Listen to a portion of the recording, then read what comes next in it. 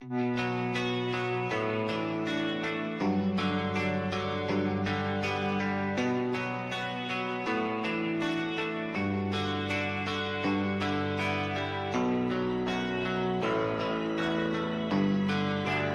are you feeling? How long have you been here?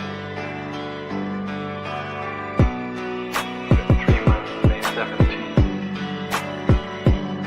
And what brought you? That's difficult to answer.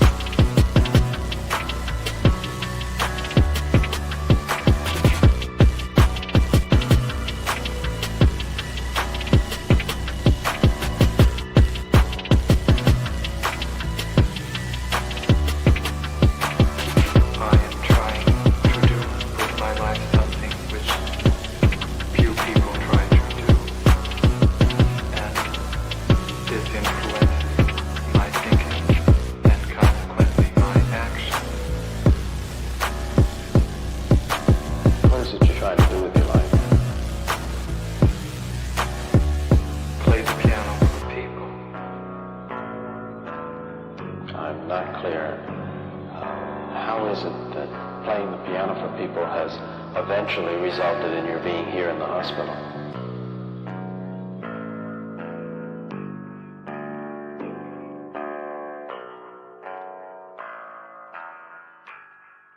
That's difficult to answer.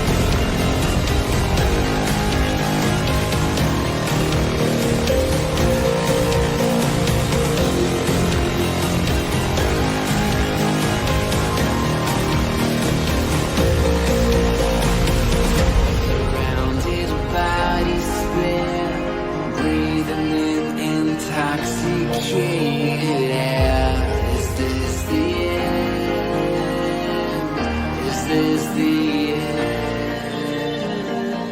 There's a noise inside my head of crying people facing death.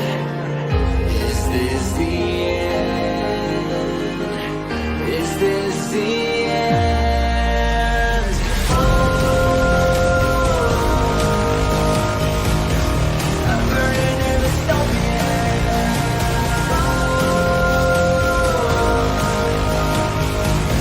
There's no place to hide.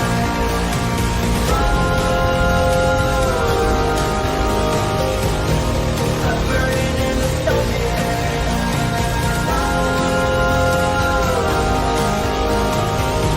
This is the final genocide. What have we done to the world?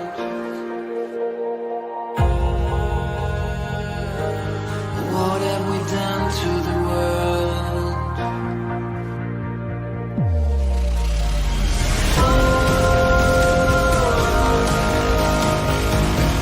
I'm burning in dystopia.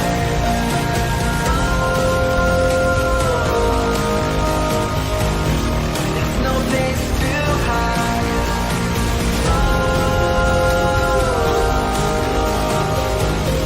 I'm burning in dystopia.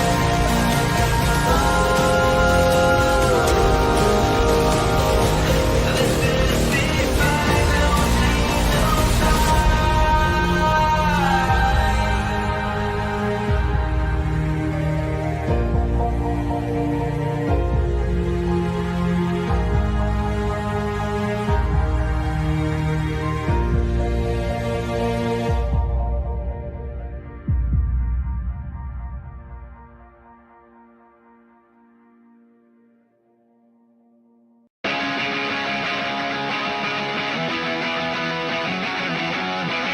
I don't wanna get married. I don't wanna be just like you. Nobody bothered to ask me. They said I ought to be just like you. Well, I could get a marriage license for a husband and me, so I could use the health insurance for my HRC. Since I can buy a taxi with the same gender spouse, I shouldn't feel so bad getting kicked out of my house. Don't send me a rainbow. Your work has never done shit for me. Don't want a seat at your table. A fucking invitation to your party. Wanna celebrate a game on your cable TV? Well, trans lesbians of color, southern bodies stuff to eat. You paid the world for tea, up the shotguns and dick. Well, all the kids on the street are getting belted with whips. I don't wanna be equal, 'cause I know I'm fucking better than you.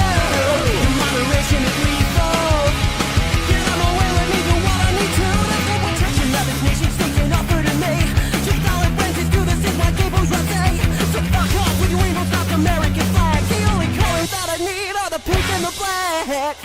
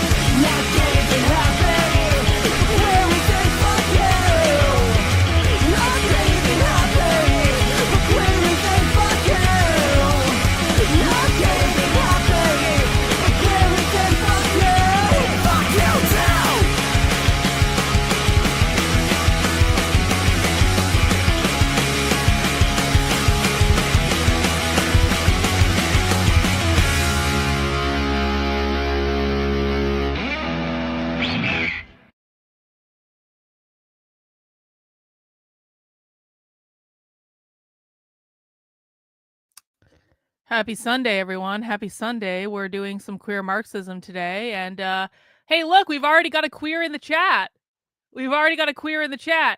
Just have to say, not all queers are violent. Like, how can a cocksucker be a bad thing? Fuck you. And then the queer started listening, and then the queer got very confused that I was playing some of their queer music, because what I just played is a real thing. I just played as a real fucking thing. Because queer evolved out of punk subcultures in the 70s and the 80s. I'm so sorry. I didn't know what the fuck was going on. Are you for or against? No, to be really specific, queer, to be really specific, I want to ban the publication of all queer books. I want to ban the teaching of all queer anything. I want to jail people who teach queer. I want to put a moratorium on it for at least 10 years on not publishing or talking about queer gender ideology ever, ever, ever, ever, ever again. Like, to be really clear, I am you have stumbled upon the YouTube channel of an actual fascist, not the pretend fascist that you guys like to say are everyone else is who is to the right of Mao. I am an actual fascist when it comes to queer. And I didn't expect to have a queer in my chat when I started this. Because really, why the fuck am I streaming on a Sunday without wearing makeup? Why the fuck am I on the internet without makeup on a Sunday? Why? The mysteries of life. The reason I'm on the internet on a Sunday is that without makeup and yelling at a queer who doesn't understand where he is, I need to read a book. I need to do some research.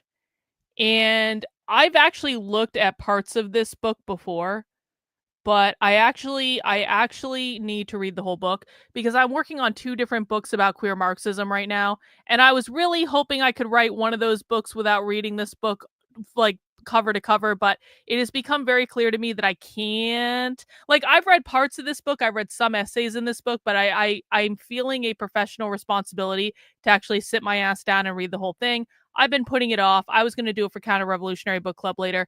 And so because I need to read this book, I have decided that all of you need to suffer with me. And because if I'm gonna, like, I have 2 choices, right? I could read this book alone in my office, smoking a joint to ease the pain of reading this book by myself. Or I could do it on the internet with all of you and make all of you suffer as well as me suffer.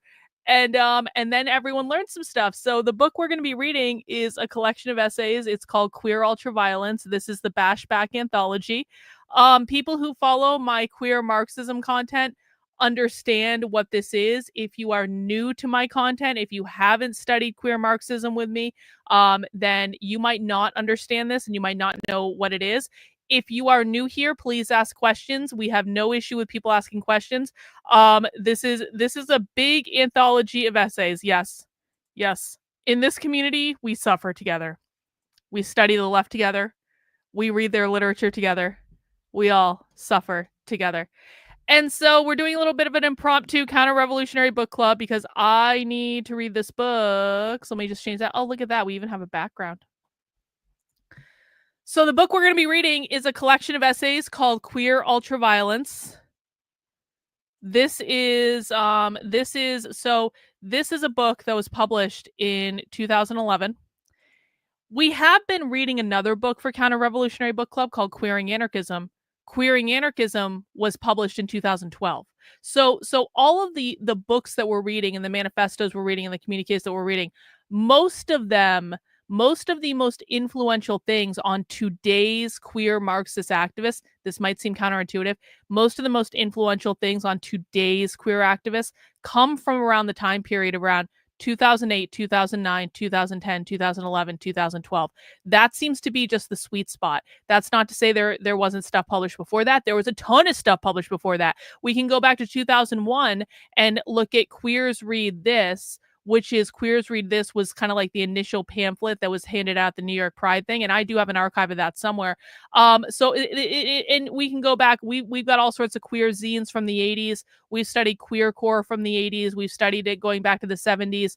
So this is not to say that there wasn't other stuff written before this. There was a ton of other stuff written before this. And yeah, I was actually going to say the same thing. So one of the reasons that we're doing this is that you guys know I'm working on a book about the Mary Narney Gang. The Mary Narney Gang was a group of militant queer activists in Milwaukee circa 2008 to about 2018, around that time period. And they were publishing a lot of crazy shit. And the Mary Narney Gang's writings have become hugely influential in the queer community. The Mary Narney Gang is actually in this book. So if you go to the theories and essays section, Towards the Queerest Insurrection is the Mary Nardini Gang. Horror Theory is the Mary Nardini Gang. Criminal Intimacy is the Mary Nardini Gang. What is it to become beautiful is the Mary Nardini Gang. Interview with the Mary Nardini Gang. The reason I think that the Mary Nardini Gang is featured so prominently in Queer Ultraviolence, the Bashback anthology, is that one of the editors of this publication, Tegan Annuelli, I am about 95% positive that Tegan was in the Mary Nardini Gang. Now, we don't know who the members of the Mary Nardini Gang are. This is part of what makes writing this book about them so effing difficult, because there is no information out there about the Mary Nardini Gang. All we have is their writings, and what we can also do is look at things that were happening in queer activism around that time in the Midwest, because one of the things I've learned in researching this book is there was a whole queer anarchist bashback circuit in the Midwest. So you had really prominent towns in the Midwest in the late 2000s, from Milwaukee to Chicago to Indiana, Bloomington, Indiana, to Minneapolis, Minnesota. And there was a whole kind of Midwest contingent of militant queer anarchism. And that's where a lot of this stuff really bubbled up, was in Milwaukee, in Chicago, in Minneapolis, in for some reason Indiana. I don't know why Indiana, but I think it was just that they were all kind of like on the same kind of like in the same place. I mean, these are like anarchists and militant radical activists that knew each other because they were in the kind of the same geographic region, is what it was. So I am fairly certain that this is actually the Mary Nardini Gang. There are other pictures in this book too, I'm pretty sure. It's a long ass book. Hang on, let me see. There are other pictures in here. Not that. Oh, there we go. Not what I'm looking for. Not what I'm looking for.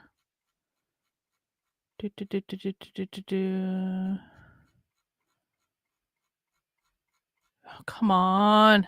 It's so long. It's so long. Oh, look at this. Isn't this nice? Isn't that nice? That looks like it's out of a queer zine, doesn't it? Here's the other picture of the Mary Nardini Gang. So I need to behave professionally, responsibly, and read this book. We're going to be doing this for Counter-Revolutionary Book Club, guys. If you've never been to, we don't know who it is. We don't know. They didn't label it. So there are other zines around that period that we have other pictures of them. Like, actually, just let me show you this. So let me show you this promo.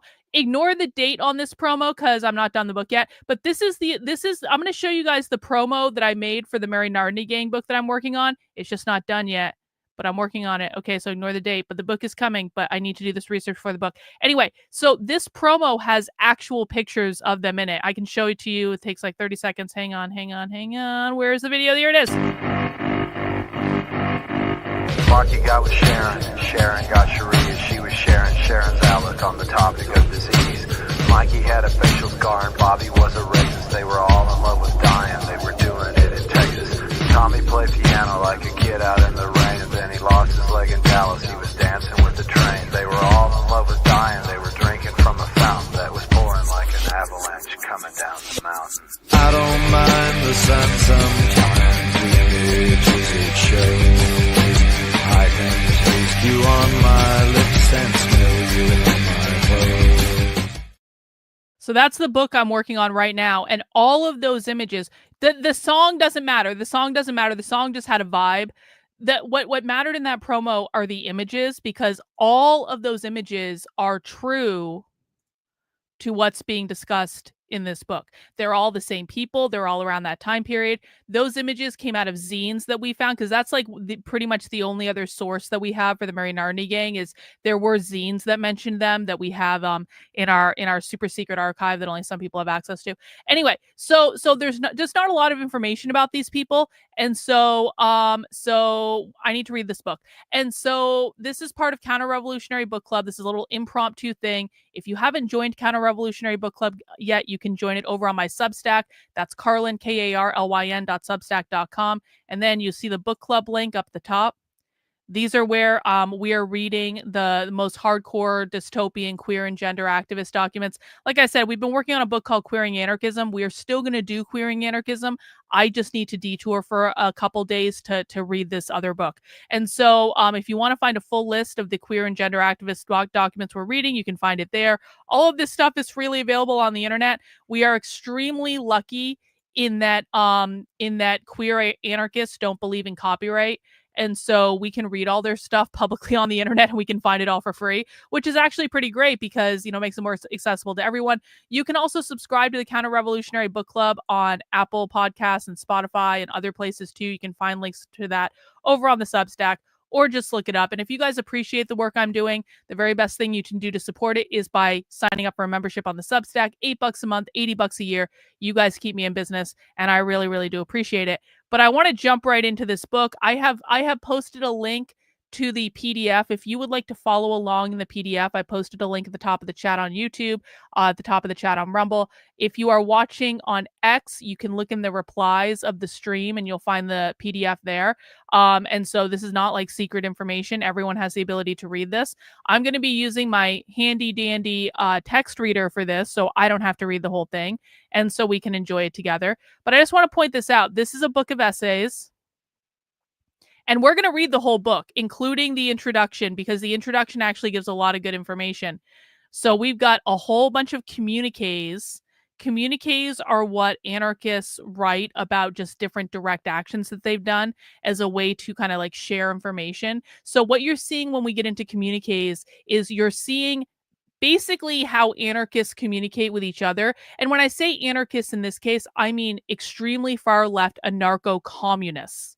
I do not mean anarcho-capitalists. I do not mean libertarians. These are not libertarians. These are communists, okay?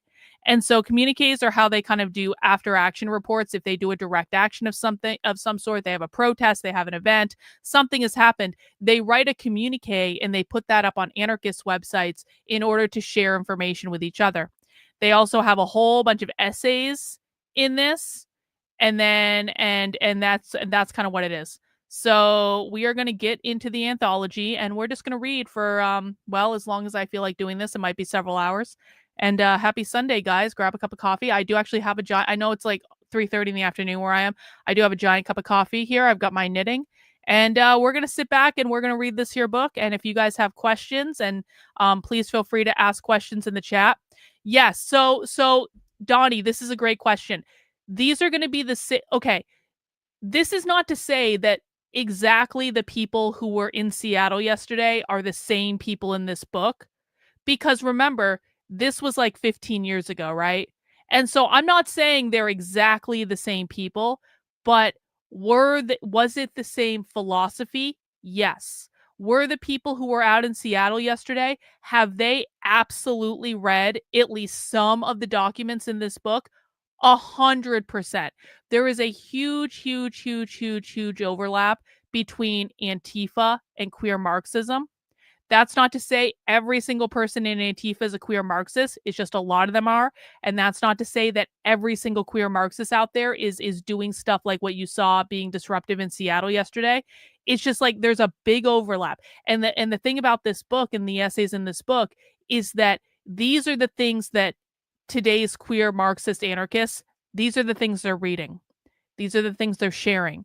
These are the things that are hugely influential in terms of how they view the world and why they're doing what they're doing. So that's why we're reading this.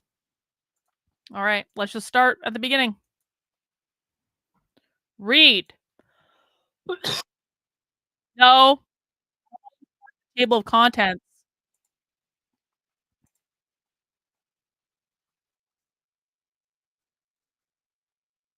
Oh, you can't hear this. You guys can't even hear it.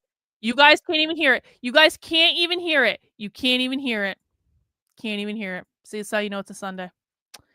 Didn't even have the sound set up. Okay, we're back. Never must pay no attention to me. We're back. Read. In this anthology, we intend to tell an accurate and holistic story of Bash. Thanks, Donnie. In doing so, we continue our struggle to construct the queer commune. The profits from this book will be distributed to trans and otherwise queer anarchists in prison as well as those facing legal cases and criminal charges. Subsequent speaking tours will provide financial support to sustain pre-existing projects and create new trans-queer models of resistance. Through collections of essays, communiques, narratives, images, and interviews, this anthology hopes to account for what bashback was and what happened to it. Hang on. I just want to make that a little bit bigger so you guys can actually see it. Shoot.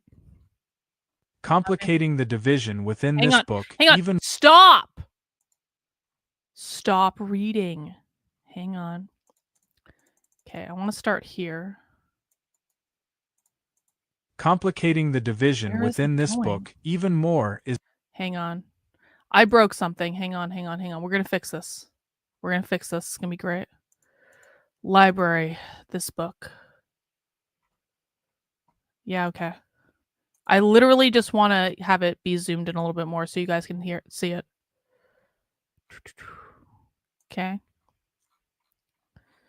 It's not. Oh, fuck. It's okay. Okay, we're back. complicating the No! division with Here.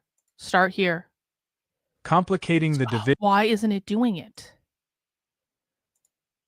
Read here. through collections thank of God. essays, We're back. communiques, narratives, images, and interviews. This anthology hopes to account for what bashback was and what happened to it. We have included a number of actions, theories, and other essays that were not explicitly or implicitly related to bashback as a name. In this context, if we do not recognize the actions of related tendencies and publications, then we fail to tell the complete history of bashback as a network and as a tendency. The term queer in this book is used both loosely and inclusively. We view queer as the blurring of sexual and gender identities. Queer is the refusal of fixed identities. It is a war on all identity. In line with the bashback tendency. Hang on. Queer is a war on all identity.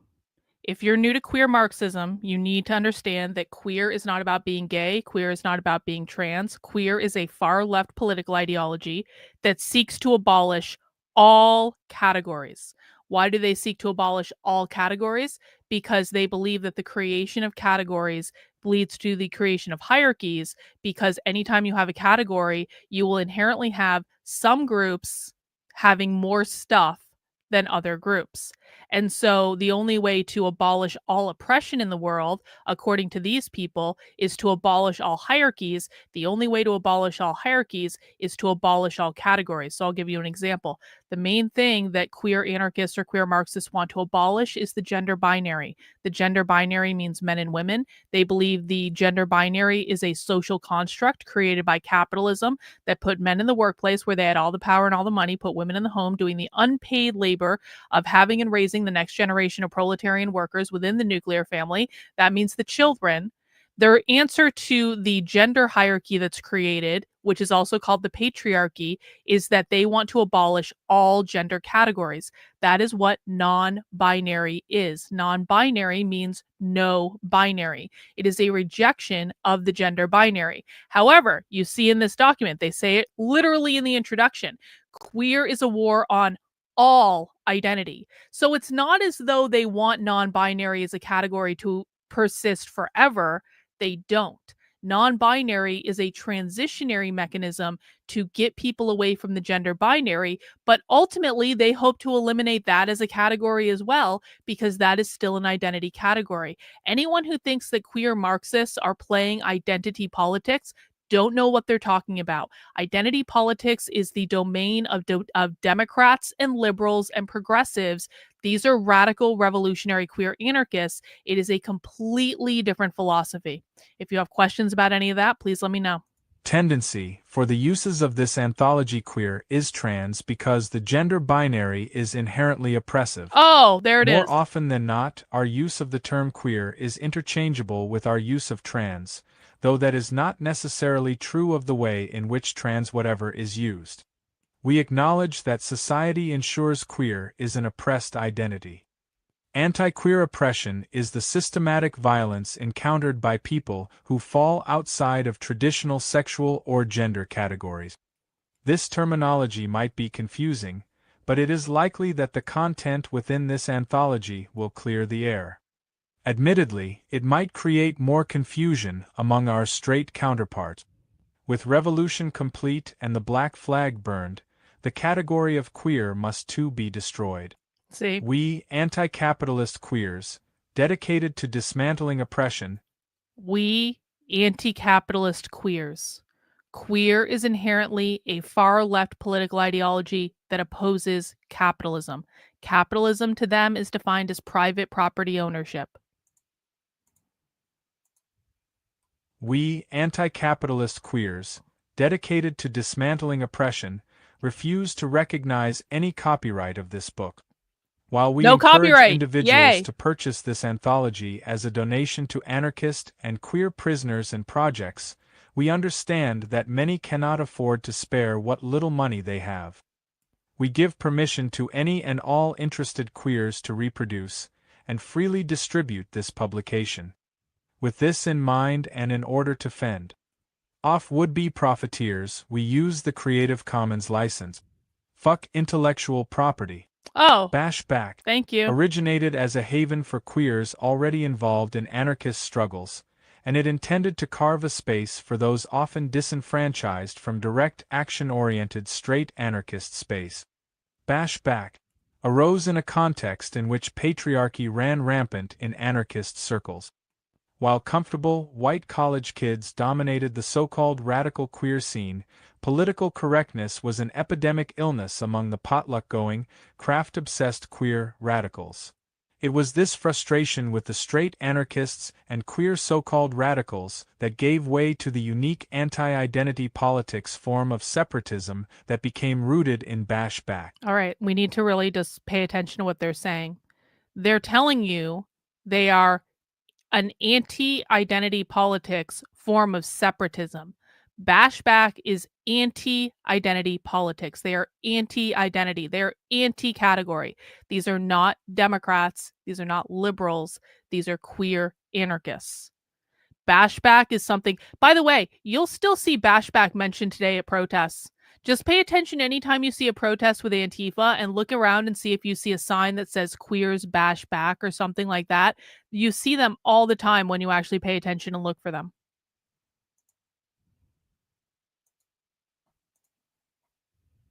Bashback was not just a group or organization, but a militant tendency on the part of queer individuals. While Bashback was occasionally public and campy, bashing back was more of an everyday evolutionary occurrence than any sort of activist entity. Most of what can be attributed to the Bashback period never made it onto the internet or into newspapers. Bashing back meant bar fights, outrunning lynch mobs, glamdalization, attacking the homes of heterosexist murderers, outright chaos, alleged lootings, theory discussions, self-defense tips, social gatherings, beatdowns, the acquisition of large quantities of pepper spray, and attempts at sexual liberation. It was a temporary counterculture amongst friend groups and peers that called for nothing short of direct confrontation with the straight, white, and always normative society. The ultimate queer propaganda by queer deed. When they say straight and white, they don't mean heterosexual and white skin color. When they say straight, they mean normal, as in someone who upholds the norms of capitalism. When they say white, they mean systemic racism, which means the system that upholds capitalism. And when they say normative, they mean capitalist society. We chose to divide this anthology into two parts, communiques and essays. However, to view Bashback as either theorists or actors is a false dichotomy. There were few, if any, boundaries between those who acted and those who wrote. Complicating the division within this book even more is that much of the theoretical content of Bashback came out of action. Communiques that followed militant actions were a regular mode of communicating theory. The essays part of this anthology is indicative of the many theories that both birthed Bash Back, and ones ultimately shat from its corpse. The writings speak for themselves. They represent hardline separatists and negation-obsessed whores. Some of the essays are accurate expressions of what most of Bash Back collectively understood. Others illuminate the divides between comrades as a way to overcome our differences and push for a new queer disorder. For better or worse, there are writings that intentionally draw lines within the tendency and post-Bash Back sections. To grasp Bash Back in its totality, it is imperative to comprehend all of these ideas. The communiques provide a healthy portion of what Bash Back conveyed to the world and to each other via actions or ideas, and were distributed online. So I want to again just emphasize this. The communiques that we're going to read once we get into that section, these are their communications with each other. These were not meant to be for mass public consumption. When we're watching far left videos, when we're reading far left documents, you got to understand it's like you're on the fly of the wall. You're a fly on the wall overhearing a conversation that they're having with each other. So oftentimes people will come into the chat and they'll be like, Karlyn, do they really believe these ideas? Why would they lie to each other?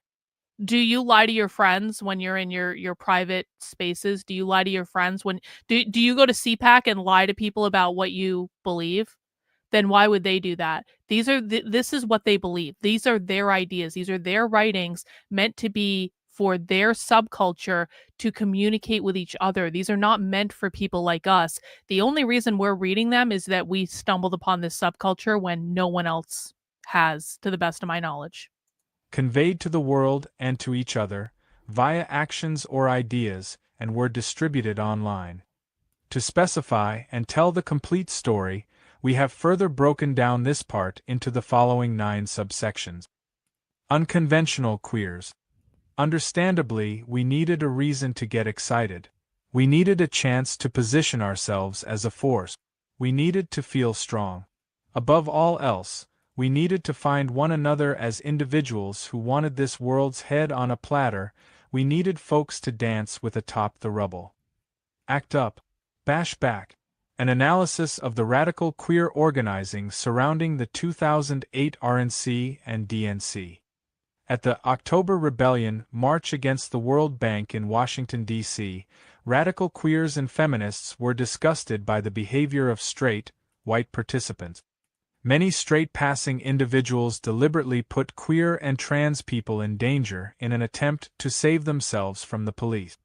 Cowards co-opted the anarcho-feminist identity by creating a non-violent bloc that worked with the police, which effectively thwarted the efforts of the larger black bloc.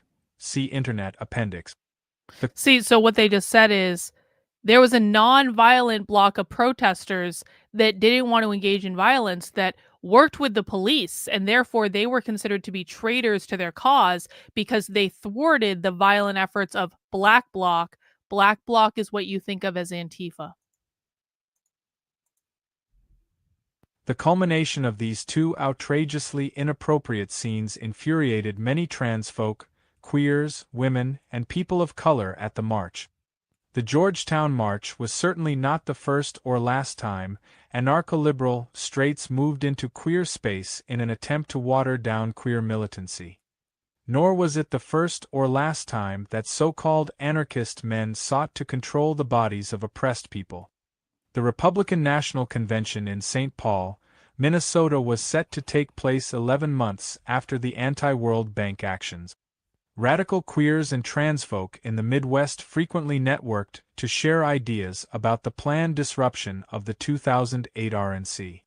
It was not until a radical planning consulta in Milwaukee, though, that an explicitly trans and queer blockade was proposed. Milwaukee. The idea immediately caught fire. Word spread around the United States that the newly formed Bash Back Chicago would host a radical queer convergence the following April to continue planning queer resistance to the Republican and Democratic national conventions. Over 200 people attended the convergence. The weekend of organizing culminated in a march of hundreds against assimilation, the first large radical queer action in Chicago in 3 years. So I want to really emphasize this. This is back in, 2008. The weekend of organizing culminated in a march of hundreds against assimilation. They're protesting against assimilation. They're not protesting against white people. They're not protesting against straights. They're not protesting against Republicans or Democrats, even though they hate them both. They mentioned them both already in the intro. This is the introduction. They're telling you that the militant queer anarchists in Chicago in 2008 were protesting against assimilation. That means assimilation to capitalist norms, assimilation to normative culture. They're not protesting in favor of gay marriage, by the way. These people did not want gay marriage legalized at all. This was written before gay marriage was legalized. And so they actually directly opposed any sort of action to try to legalize gay marriage because they thought it detracted from their larger movement. Also, marriage is an assimilationist tendency where these are explicitly anti-assimilationists. The 2008 convergence lead to the creation of Bashback, Memphis Bashback, Lansing, and the Queer Action Network out of Milwaukee taking on the name Back, Milwaukee. It was not long before Bashback, Denver was born. A number of other groups and individuals from around the country began to informally associate themselves with the growing Bashback network. The texts compiled under the heading Unconventional Queers are noteworthy because the events in them mark a shift in queer radicalism. The strategy of Bashback, when it started to organize against the conventions, was not to apply militant tactics to so-called queer issues, but rather to develop new queer spaces within militant anarchist milieus. It maintained an uncompromising queer attitude while insisting that, like our militant anarchist comrades, we too are against everything. So they're telling you what they did. They're saying, when we were protesting the RNC and the DNC, the conventions, we weren't trying to apply militant tactics to queer issues. What we were trying to do was to go into militant anarchist spaces. Antifa, they're talking about anarcho-communists. They were trying to go into militant anarchist spaces to try to develop uncompromising queer attitude within those militant spaces. Where did it say that? When it started was the strategy of Bashback when it started to organize against the conventions, the RNC and the DNC, was not to apply militant tactics to so-called queer issues, but rather to develop new queer spaces within militant anarchist milieus. So what they're saying is they wanted to co-opt already existing radical anarchist spaces on the left. Again, this is not on the right. They're not talking about anarcho-capitalists. They're talking about anarcho-communists. So they wanted to co-opt Antifa. Antifa's been around for a long time, okay? Antifa itself is not anything new. What happened in the late 2000s, the mid to late 2000s, is that radical queer Marxists decided they wanted to co-opt these existing extreme, radical, far-left, anarcho-communist spaces. Does everyone understand this? Yeah, they're co-opting existing militant spaces and they're turning them queer. And this co-opting strategy is what queer does. Queer is like a parasite. It's like a parasite that attaches itself to something and then sucks all the life out of that thing. For a long time, queer co-opted the LGBT movement. Queer co-opted the LGBT movement in the 70s and into the 80s. And then when the LGBT movement started saying, we literally just want to get married, that's like all we want, we just want to be able to get married, queer was like, fuck you.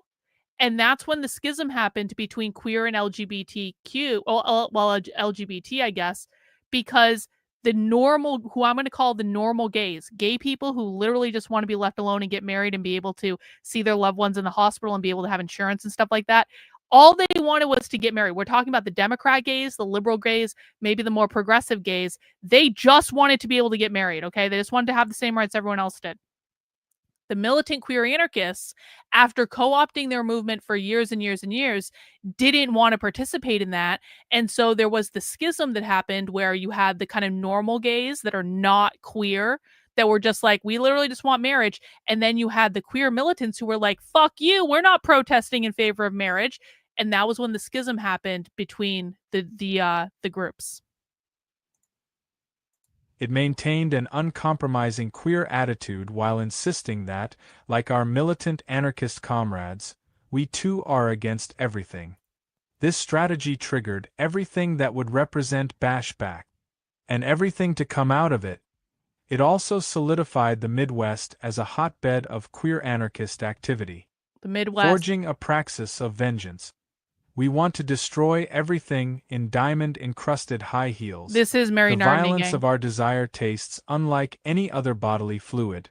It is a Pretty sure. poisonous venom that only the most masochistic of bodies can encounter and crawl towards for a second helping. We invite men in, waiting for the degradation that will warrant vengeance, and until then we just shove their cocks in our mouths and swallow. Whatever. Whore theory. From its beginning, bashback was closely aligned with the insurrectionary anarchist milieu in the United States. Moreover, historically and currently, some of the most influential voices within insurrectionary anarchism happen to be queer. The earliest and fiercest defenders of queer liberation were militant, mostly individualist, anarchists. It is not surprising then, given its close affiliation with insurrectionary anarchism, that the bashback tendency was rooted in a politics of vengeance, and that bashback served to further articulate this vengeful praxis. The bashback tendency manifested itself by building a culture of attack. Time and again, nonviolent detractors have raised questions regarding the validity of tactics rooted in anger. These dogmatic agents of control cannot grasp why the queer proletariat would be motivated to adopt a position of attack at any time and without hesitation. At various points, more academic or liberal-minded individuals or groups would attempt to change and in certain ways pacify the tendency. These agents of control, although proficient in disruption, were rarely successful. So what they're seeing here, and again, this is just proof that these are not liberals, guys. They're saying all of these non-violent people, they're just trying to control us. All these academics, think college professors, or liberal-minded individuals. These are not liberals, and these people do not like liberals. They all wanted to control us to pacify our violent militant tendency. They were agents of control, and maybe they were a little bit disruptive, but they were not successful. So the queer anarchists themselves are explicitly differentiating themselves from academics and liberal-minded people. The systemic and individual oppression of queer people is rooted in the violence of capitalism. Oh! Our oppressors use this violence in the yeah? most unimaginable and ruthless ways. Their actions are meant to beat us into submission. Vengeance is our reaction to that violence. It is the queer way of beating back those who commit violence against us. It may or may not spur social change. Hang on, but that hang on. You need to understand how queer anarchists think. The systemic and individual oppression of queer people is rooted in the violence of capitalism. Queer is an anti-capitalist movement. They define capitalism as private property ownership. That means your ability to own a home, your ability to own land, your ability to own an apartment that you rent out as a landlord, your ability to own intellectual property, your ability to own a private business, whether or not that private business is big or small. Your parental rights over your kid are considered to be a form of private property. Your individual liberties are considered to be a form of private property. And they consider all of those things to be literal violence. They're telling you we are oppressed by the violence of capitalism. And then they're saying vengeance is our reaction to that violence, capitalism.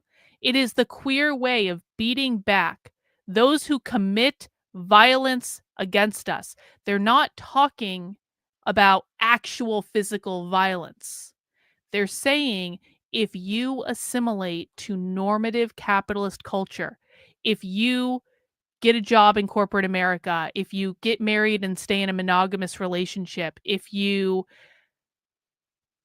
buy a house and have 2 kids and just live a normal life. And it doesn't matter if you're gay, because these people don't consider themselves like gay activists. This is not about being gay. You can be straight and still be queer. They're saying if you participate in the capitalist system, if you are anything to the left, or excuse me, if you are anything to the right of a far left radical anarcho-communist, then you are literally committing violence against us. And vengeance, militant, violent, direct action, that's what bashback is their reaction to violence. It may or may not spur social change, but that is neither here nor there. Vengeance, as a motivation for liberatory action, allows us to overcome the fear their violence has instilled in us. Vengeance is the refusal of submission. Oh. Vengeance-motivated crimes associated with bashback, or the bashback tendency, usually meant direct conflict with street-level oppression, and were mostly unreported, either by the media or through communique. The communiques in forging a praxis of vengeance display the violent confrontations with discriminatory businesses, transphobes in bathrooms, Nazis in the streets, murderous police, and rapists. Queers fought misogynist gay bartenders. Wealthy straight and gay neighborhoods were subject to nightly vandalism. So, queers fought misogynist gay bartenders. Wealthy straight and gay neighborhoods were subject to nightly vandalism. They're telling you that if you're a gay person that assimilates to capitalism, you are not on their team. You are their enemy. Because this is not about being gay, it's not about being trans, it's not about any of those things. It's just about a far-left political ideology. Religious people were accosted at their places of worship. An anti-trans murderer had his house attacked with rocks and fire. Democratic offices had their windows broken all over the country. Oh yeah? Democrats had their Bashback windows broken? was a culture of attack, one that surfaced every single day. DSP Atches from the war against God. There is a class of people who, if they do not believe, must at least make a semblance of believing. This class comprising all the tormentors, all the oppressors, and all the exploiters of humanity, priests, monarchs, statesmen, soldiers, public and private financiers, officials of all sorts, policemen, gendarmes, jailers and executioners, monopolists, capitalists, tax leeches, contractors and landlords, lawyers, economists, politicians of all shades, down to the smallest vendor of sweetmeats, all will repeat in unison those words of Voltaire. If God did not exist, it would be necessary to invent him. For, you understand, the people must have a religion. That is the safety valve. Bakunin, God and the state. Capitalists, seeking to privatize the commons of medieval Europe, typically utilized by women to organize anti-authoritarian attacks on feudal lords, manipulated the language of religious texts to unleash a wave of violence against queers and women. Medieval criminalization and enclosure, enacted by the church and motivated by greed, is the root of patriarchal religion and its development into what we now call capitalism. Capitalist Christianity can only exist if it maintains control of the commons by enacting systematic violence against queers and women. All right, so let's just take a look at that. So they think that back in medieval Europe, the evil capitalist, because capitalism is their number one enemy.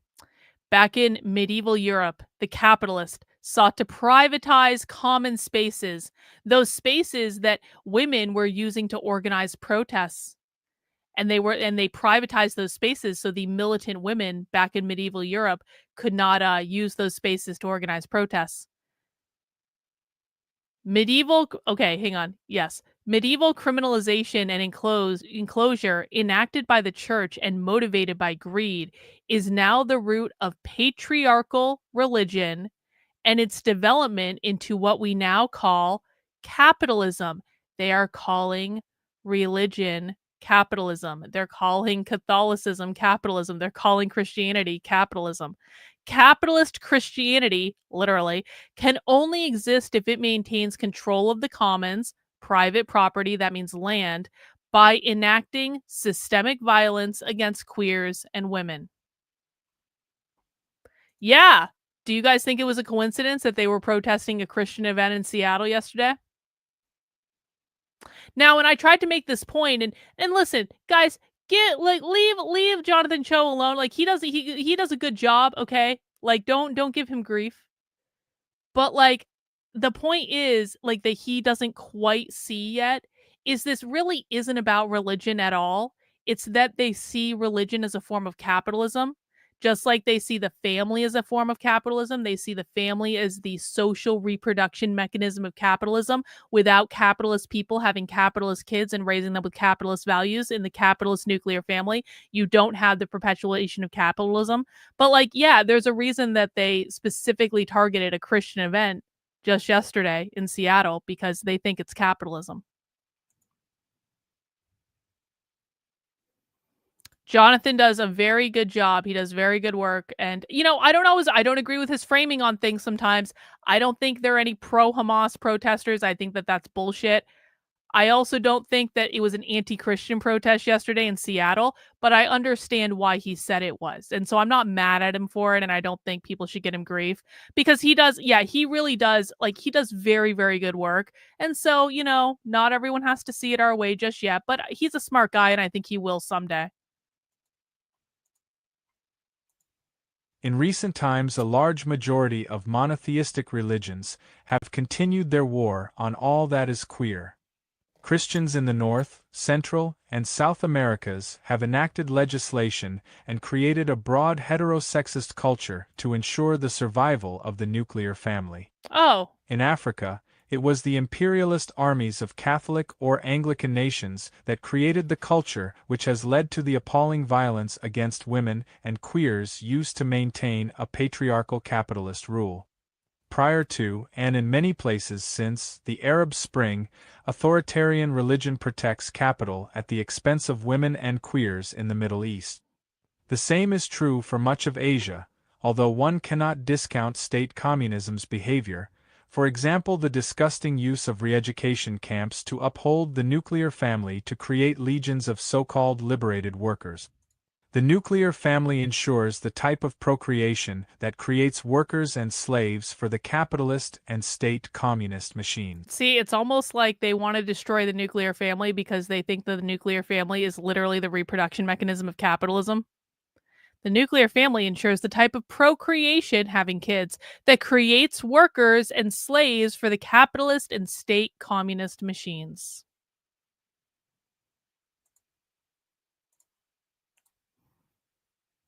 If an absolute queer or feminist analysis were to go unchecked, as was the case prior to the destruction of the commons, capitalism, and much of the church would be unable to function. Few queers can escape the effect religion has had on their lives. When bullies harass and beat young queer people, it is in the name of God. When preachers at the pulpit advocate the criminalization of queer acts, it is in the name of God. When missionaries tell people at high risk of contracting... Yes. Yeah. These are not religious people. So these are not Islamists. These are not jihadists. These are not pro-Muslim. The only reason that they would support, the only reason that they support Palestine is because they believe that the Palestinians are in an uprising against capitalism. It has nothing to do with Islam, nothing. And anyone who says that this is about Islam or jihad or any of these things is a liar that doesn't understand what they're talking about. When missionaries tell people at high risk of contracting HIV that the use of condoms will result in eternity in hell, it is in the name of God. When thousands of trans women and effeminate gay men turn up in ditches in Sadr City, Iraq, it is in the name of God.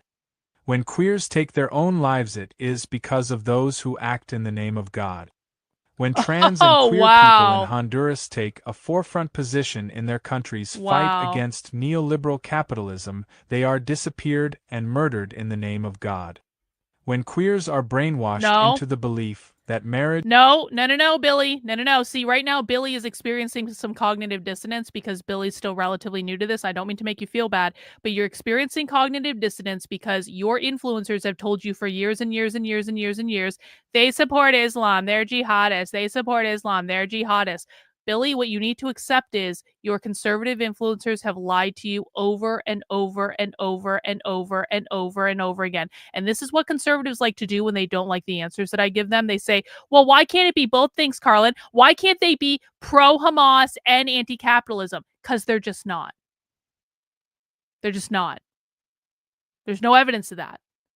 And I'm not going to tell you something that isn't true just to make you feel better about the fact that your influencers have been lying to you for years and years and years and years and years and years.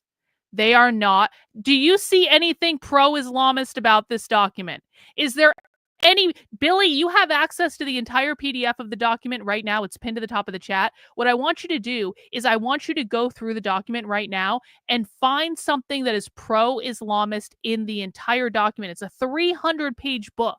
So if there's anything pro-Islamist in their philosophy, I'm pretty sure it's going to get a mention in the book. So can you go through and find something for me that says anything pro-Islam, anything? I'm gonna, spoiler alert, you're not gonna find anything because this is a bullshit conservative talking point that's made up by conservative bullshit artists that want you to hate Muslim countries and want you to hate Islam because they are Zionists that support Israel and they want to turn everyone against all Muslim countries because they support Israel and Israel doesn't want those Muslim countries to exist. That is what is going on. And I'm not going to pretend otherwise. So no, this is not the enemy of my enemy is my friend. This is nothing like that. Reality matters. When queers are brainwashed into the belief that marriage or military service is a step toward egalitarianism, it is in the name of God and country. Rape, murder, silence, erasure, imprisonment, torture, assimilation.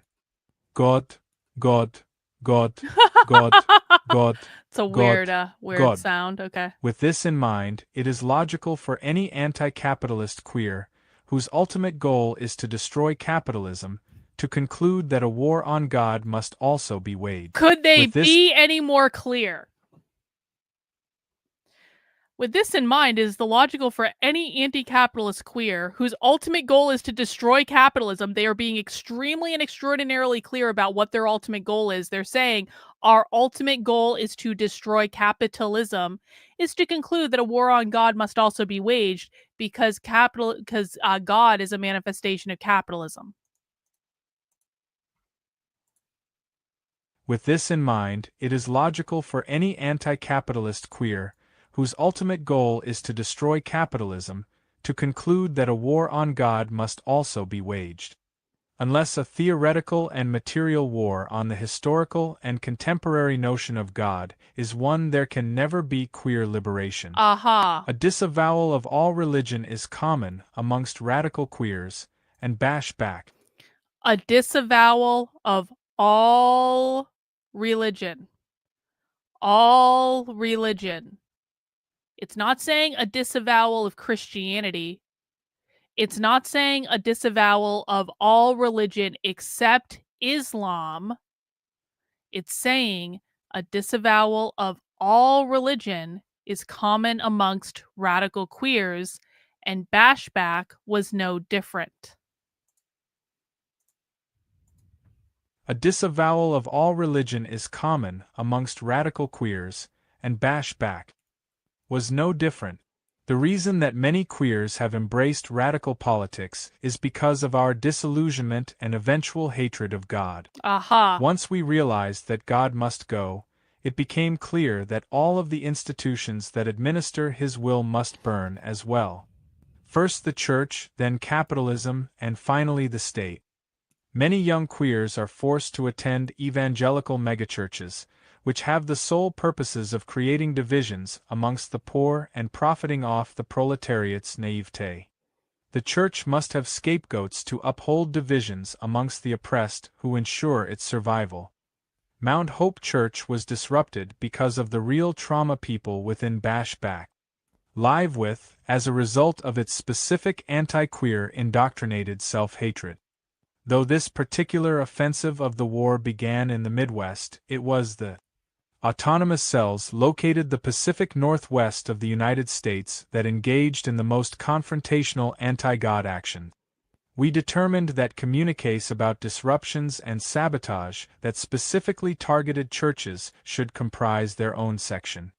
In this section, we are not interested in disproving the existence of God. We are not saying that God does not exist. In fact, God is made real through the actions of His servants. God lives and breathes through His supporters, and as such He cannot be simply disproven. Rather, He must be destroyed.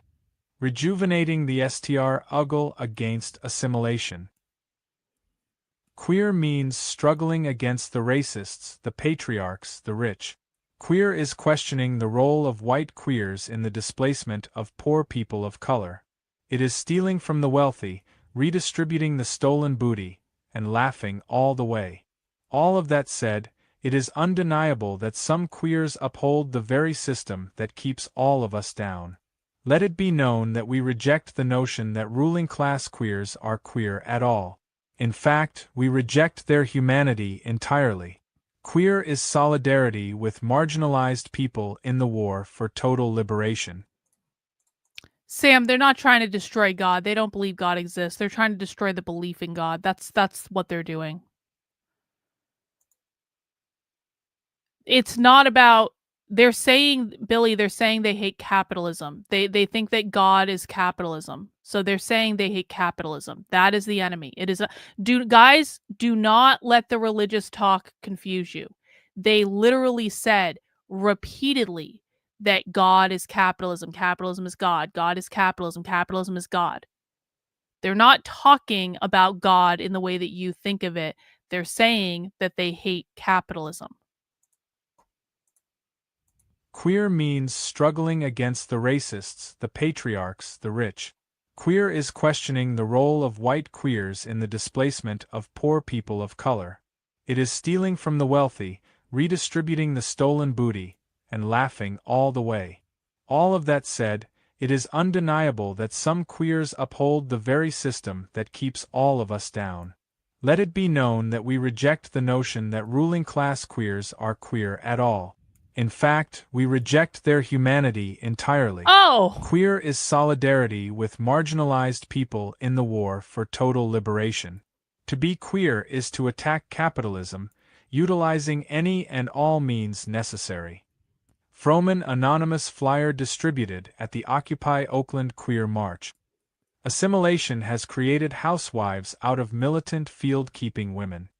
It has turned fags into presidential advisors. It has made white Christians out of entire races, cultures, and religions. Assimilation, spurred by capitalism, guaranteed rich and straight-acting gay men were the ones to survive the early AIDS crisis, while poor queers were left to rot. Okay. So militant queer anarchism like Bashback came out of the ACT UP movement. The ACT UP movement in the 80s was the response to Ronald Reagan refusing to say the word AIDS. And it spurred off all of these major protests in which they were doing these stunts and things where they were like doing die-ins in church and stuff. You can look up the ACT UP movement for that. So the ACT UP movement is kind of what transitioned into Bashback a little later on. And so what they're saying here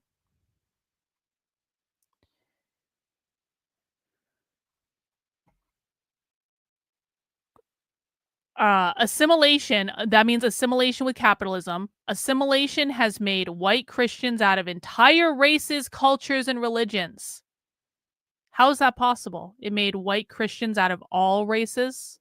That's because when they say white, they don't mean your skin color, they mean assimilation to capitalism.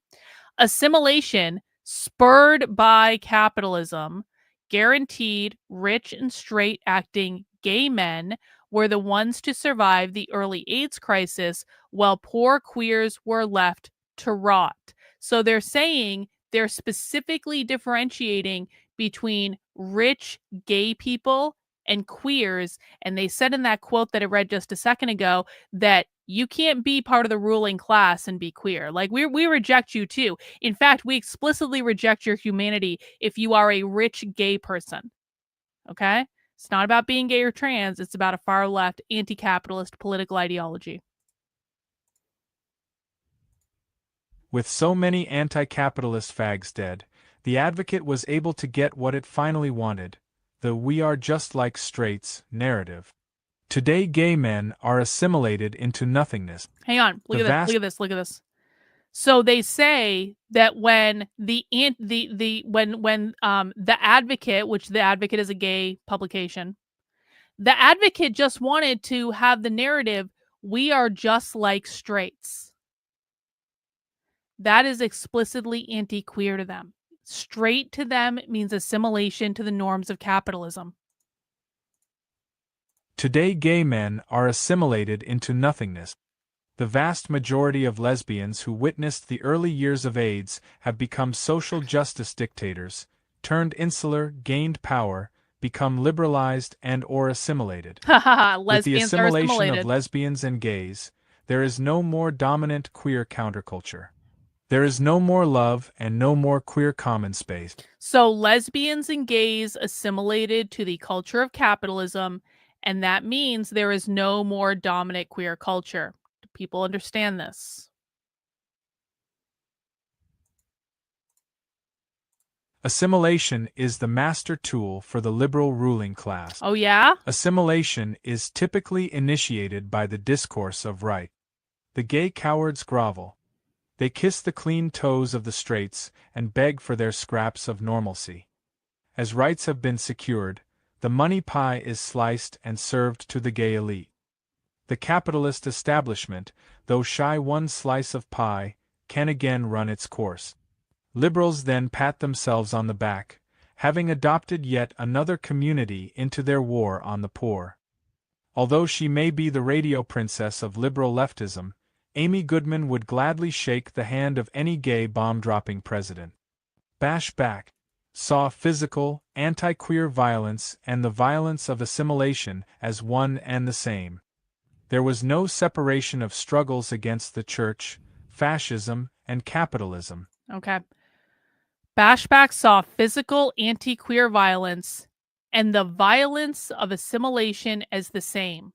So they're not differentiating between getting punched in the face or someone demanding that they assimilate to the norms of capitalism. There is no separation between the church, fascism, and capitalism because to them, those are all the same thing. There was no separation of struggles against the church, fascism, and capitalism.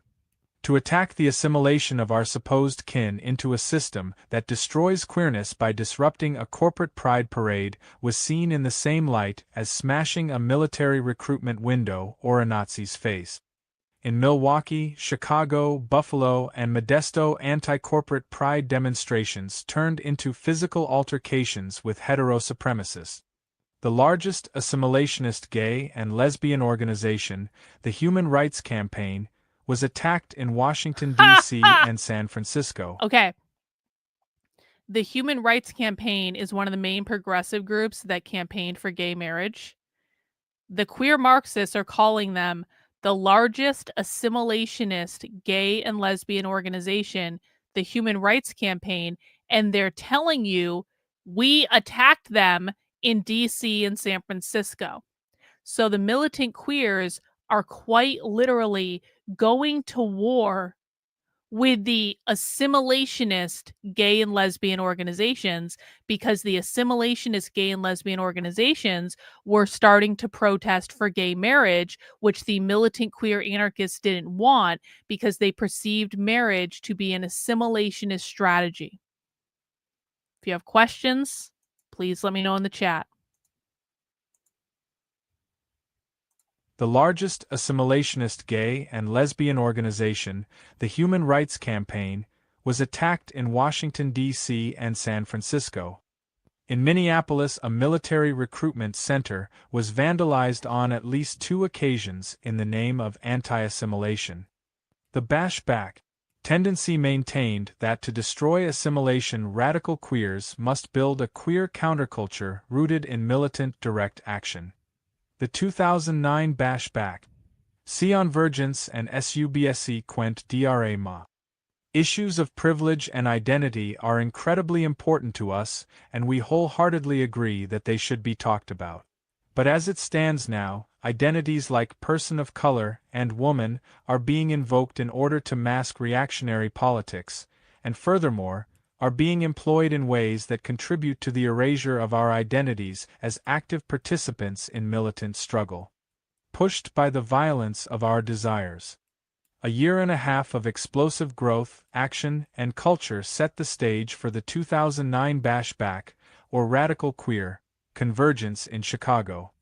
By the time the 2009 convergence rolled around, there were bashback chapters in Chicago, Milwaukee, Lansing, Memphis, Philadelphia, Olympia, Seattle, Portland, the Twin Cities, the East Bay of California, Washington, D.C., South Florida, and Southern California. These chapters do not include the autonomous individuals or groups that took action in the name of bashback and of queer anarchy all over North America and the world. All that said, few people would view the 2009 bashback convergence as a success. The lackluster organizing by some BB-airs in Chicago, the willful ignorance of some attendees, and the handful of disruptors guaranteed the 2009 convergence would end in flames, but only figuratively. Like most organized groups, there were certainly problems and divisions within the convergence organizing committee. Some of the organizers committed to taking on important tasks but rarely followed through. Others were simply overloaded with the stresses of organizing a large gathering of people.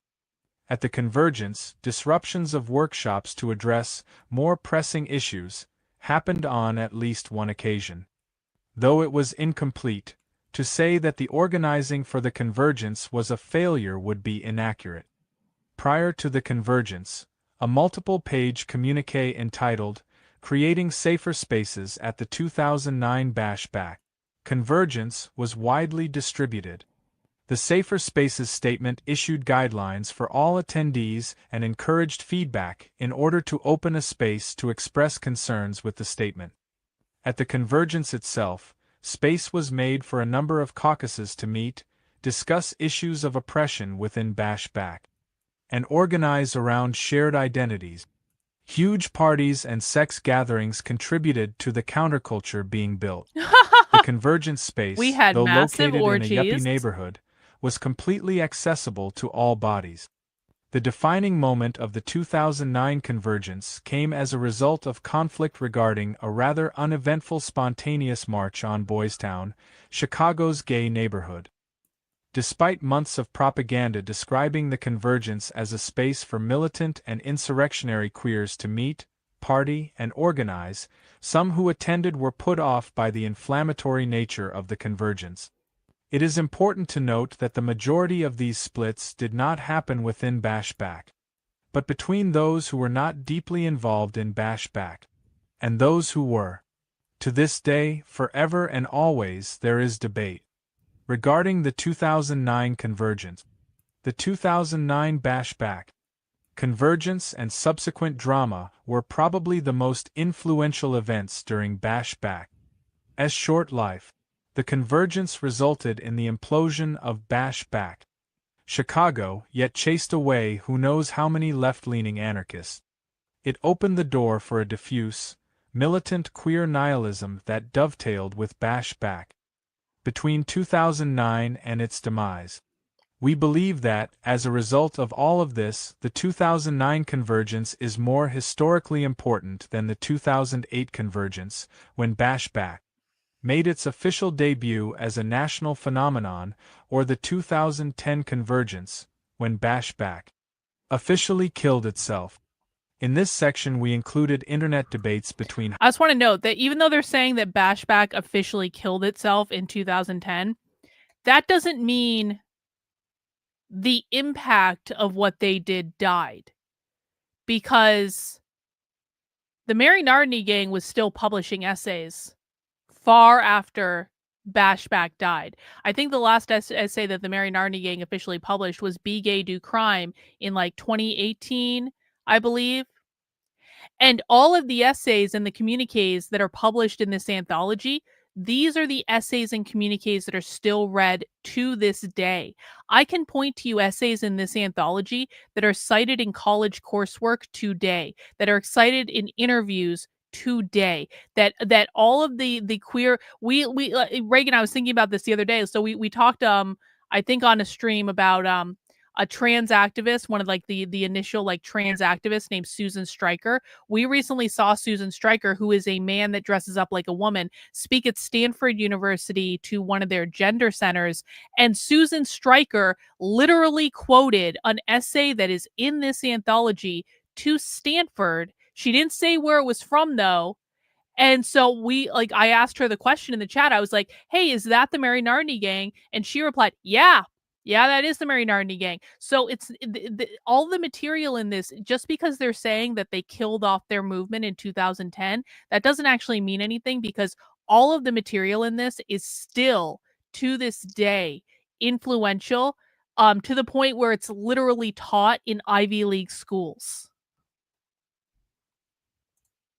In this section, we included internet debates between high-profile, supposed radicals and actual radical queers, the Safer Spaces Statement, questions from the People of Color Caucus, initial reports from the Spontaneous March, information about the Fabulous Four, and general reactions to the Convergence. Take what you will, form your own opinions, and burn the rest. See Amuniques from V. Aereo USG 20 Riot. Communiques. Fairy wands, tiaras, hammers, and masks were annexed into our limbs as dangerous prosthetic. Rocks, dumpsters, and black sequin dresses were profaned and put into use, thrown through windows, set on fire, and draped over our shoulders as a more fabulous take on riot attire. Our thresholds of self dissolved further into a flood of shattered glass and smoldering garbage across the field of play. My preferred gender pronoun is negation. That's an actual publication, by the way. We have this. So just think about that title. My preferred gender pronoun is negation. What did I say earlier about their goal is to eliminate all categories, even non-binary, because they want to negate all categories? To be queer is to defy the laws placed on our bodies by the state, the church, and all authority. Oh. In breaking these laws, we demonstrate that our bodies are our own and belong to nothing or no one else. This criminality marvelously extends itself to the queer riot. The intentions of the queer riot are to collectively destroy the property of those who use authority against the oppressed, and to become empowered in the process.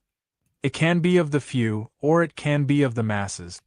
In either instance, the queer riot is a beautiful painting of the reality that our bodies... So the queer riot, the goal isn't to harm people. The goal isn't to kill people. The goal is to destroy the property of those who use authority against the oppressed, which means the capitalist. This is why the Black Lives Matter riots destroyed Black-owned businesses.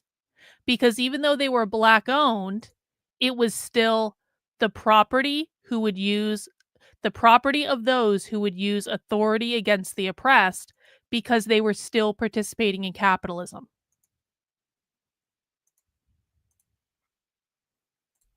In either instance, the queer riot is a beautiful painting of the reality that our bodies, especially in riot, are indeed uncontrollable. It is true that a riot is not accessible to all bodies, but within Bashback, there were attempts to create space for all people, despite societal marginalization, to express their rage in such riotous manners. A conscious effort was made by fellow queers to assist those who took larger risks at the queer riot. In the streets, comrades were pushed along in wheelchairs, Those with the ability to hear made sure queers who were hard of hearing had clear lines of communication. Rioters did not judge those who were unable to participate in the physical manifestation of the riot. This is not to say that the queer riots were not flawed or that the bashback riots were completely inclusive.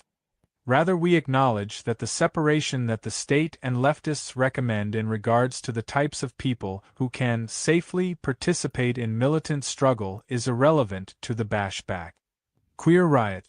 The practice of the tendency is that people who are oppressed due to race, gender identity, body type, immigration status, occupation, or most other prescribed or chosen marginalized identities or conditions have the strongest desires to see this society fall and therefore are quicker to take confrontational roles to eliminate capitalism. Oh, yeah? Those who engaged with the bashback tendencies were witness to, and in some cases took part in, riotous event.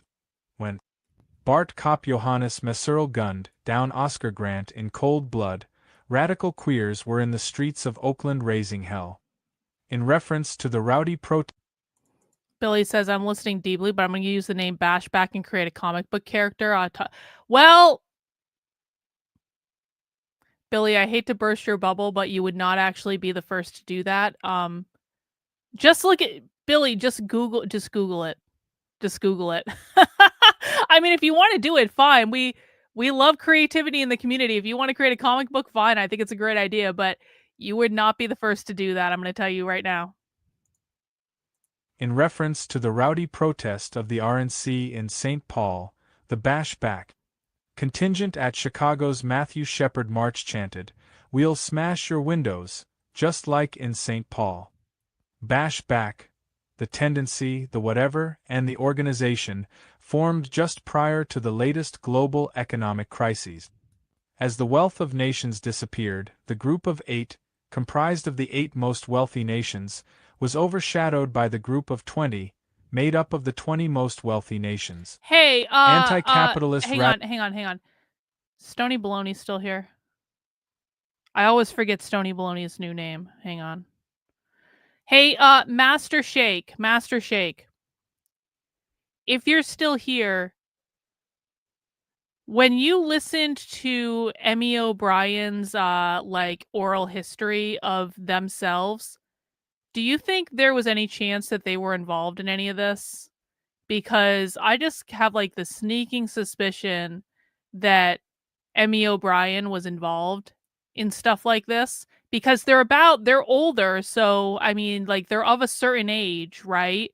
So it's this would have been around their time, maybe a little bit earlier than this. So if there's anything in that document that we probably should have already listened to, but there's just too much stuff on the internet, let me know. Anti-capitalist radicals began to place more focus on G20 summits and the crisis of capitalism. Some of the largest actions taken by Bashback, with its hard anti-capitalist stance, centered around resistance to global capitalism and specifically the G20 summit. I'm sorry. I just cannot get this is the introduction to this book. We're not even into the essays yet. How many times have they said capitalism in the introduction to this book? This was published in 2011. It just continues. I know I've said this a million times. And listen, I can take responsibility and say, Karlyn, you were a Democrat for 20 years because you weren't really looking into things. Okay, fine. I was a Democrat for a long time. But as soon as I woke up and figured out something was wrong, I started doing deep dives into everything because I wanted to understand it. That's all I've done since I woke up. I've been doing deep dives into things to understand them at a deeper level. And I just continue to be disgusted every single time we find something from so long ago that no one on the right bothered to read this. No one on the right even bothered to look for it. Did it take us a couple years of flitting around before we found this stuff? Yeah, it did. But we are still light years ahead of people who have been claiming to fight the communists and fight the LGBT and fight this and fight that for decades and decades and decades. It may have taken us a couple years to stumble upon this stuff, but like once we got there, we at least read it and we paid attention to it, and instantly, oh wow, we found out they were giving us their game plan all along. They were never secretive about this. This is the introduction to the fucking book. How many times have I had right-wingers say, they never say capitalism, they never say capitalism. What are you talking about? They hate white people. They just hate white people and straight people. They never say do you have any idea how many thousands and thousands of times that I've heard that? And I'm like, well, maybe go read the introduction to their literal book where they talk about all this stuff. Do you want to read that? Do you want to look at the introduction? I'm not reading that. How can you expect me to read that? I'm not going to look at it. It's too long. Can't you just sum it up for me? And then I say, let me sum it up for you. They're totally against capitalism and they want to abolish capitalism, and it's always been about capitalism, and they're not shy about the fact that it's all about capitalism. I never hear them say capitalism. What are you talking about? They don't hate capitalism. They hate white people. What are you talking about? I don't know what you're talking about. I know everything because I watch libs of TikTok. I swear to God, this is what it's like talking to people on the right. And I'm like, do you want to know why the most insane people in the world control all of society right now? Because you retards refuse to listen. As part of the anti-capitalist demonstrations against the G20 summit in Pittsburgh, Bash Back led a violent riot in a notoriously racist, misogynist, and anti-queer college neighborhood. The neighborhood, called Oakland by Pittsburgh residents, is home to every fraternity in the city and has the city's highest rate of reported sexual assault. Racial slurs have been thrown at radicals and activists in the neighborhood for years and are commonplace in Oakland. The Garage Door Saloon, owned by a white supremacist and located in this disgusting neighborhood, once came under fire by anti-fascists for hosting a weekly party with discounted tacos and Coronas. The weekly party was called Wetback Wednesdays. In the Oakland neighborhood of how much do you how much do you want to bet? How much do you want to bet the owner of the Garage Door Saloon in Oakland was a Mexican?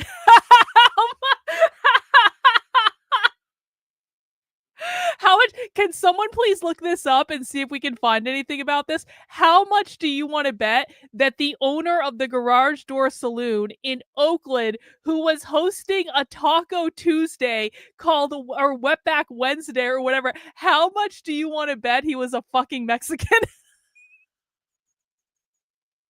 And they're saying they attacked him for being anti-fascist or fascist or whatever.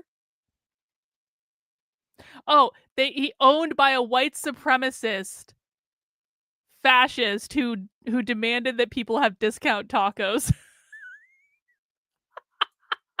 The Garage Door Saloon, owned by a white supremacist and located in this disgusting neighborhood, once came under fire by anti-fascists for hosting a weekly party with discounted tacos and Coronas. The weekly party was called Wetback Wednesdays. In the Oakland neighborhood of Pittsburgh, anti-queer attacks are relentless. Calls of fag and dyke are trite. Nearly every fast food chain and many corporate clothing retail stores have storefronts in the neighborhood. Each branch of the United States military has a recruitment office in Oakland. Carnegie Mellon University, located in the same neighborhood, has received billions of dollars in defense contracts and designs artificial intelligence to be used by the U.S. military and domestic law enforcement agencies. Animal vivisections, weapons research, and general tackiness all have a special place. Oh no. I wonder if that was the same owner then. Everyday Therapist says Mark Well something is the owner and he might be Jewish. Okay. A Jew owning a saloon where they have discounted taco and Corona Wednesday that they call Wetback Wednesday. All right. Animal vivisections, weapons research, and general tackiness all have a special place in the heart of Oakland, Pittsburgh. There is even a lesbian-owned diner that lovingly welcomes Obama, the corporate lapdog, during each of his visits. In other words, Oakland, Pittsburgh is a festering ground for imperialist capitalism. Oh, The yeah? bashback riot at the G20 summit in Pittsburgh obliterated attempts to liberalize the organization. Gone were the days of crying over overturned newspaper boxes.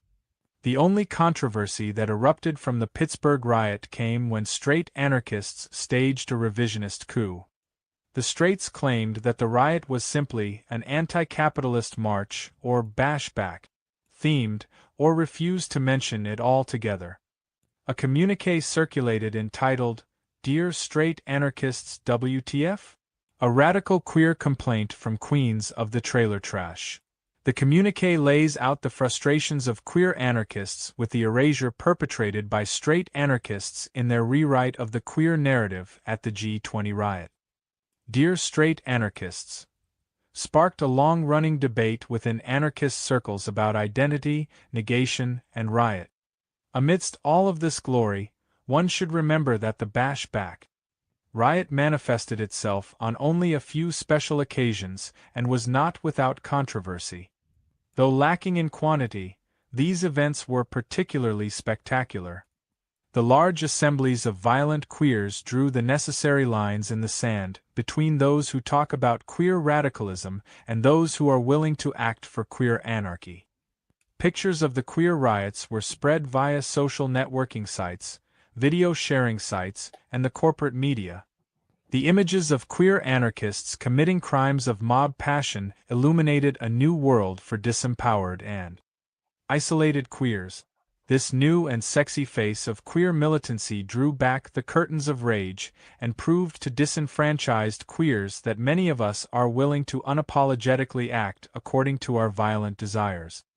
As such, it is incredibly important for us to highlight the queer riots that took Good place job, during Reagan. the bashback years. TOWR'd a criminal queer culture.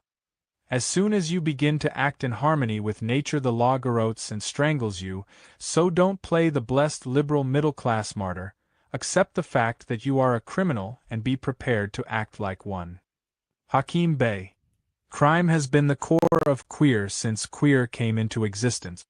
The church and state criminalize our bodies and sex. We, in turn, embrace this criminalization as a means of survival in the capitalist economy. Oh. Ed Mead and Bo Brown robbed banks to fund the George Jackson Brigade, an anti-racist and queer guerrilla cell. Street transvestite action revolutionaries turned tricks and Hey, Reagan, if you don't mind, can you look that up, the George Jackson Brigade? Here, I'll put this in the... Shit, can I do it? I don't know if I can. I can't copy all that. So just look up the George Jackson Brigade. I would appreciate it. I already know about the Street Transvestite Action Revolutionaries. Street transvestite action revolutionaries turned tricks and mugged straight. They distributed the wealth so younger trans people would not have to resort to the same measures. The list of crimes perpetrated by queers in resistance to capitalism goes on and on. Bashback chose not to confuse the criminality of capitalism with the supposed criminality of survival of queer people within capitalism. At many points in time, queer challenged the nuclear family. Oh, well, we'll get back to that in a second. Bashback chose not to confuse the criminality of capitalism with the supposed criminality of survival of queer people within capitalism. So, what this basically says, this is my interpretation of this, is you guys know how every time the picture of the obvious queer anarchist with the MacBook circulates on the internet and it has a sticker on it like denouncing capitalism? Do you guys, and every single time this picture circulates on the internet, conservatives are like, they're engaging in capitalism. They have an anti-capitalist sticker, but they're using capitalism. Okay, well. Communists are allowed to use capitalism to survive within capitalism. It's in the Communist Manifesto. And I think what they're saying, thank you, Reagan. I think what they're saying here is Queers surviving within capitalism, queers committing capitalism, queers engaging in capitalism in order to survive within capitalism is not the same thing as the criminality, or what they called earlier, the violence of capitalism. So they believe that capitalism is a violent institution. Capitalism inherently exerts violence on the people it oppresses, not just because it's not physical violence, it is another kind of violence.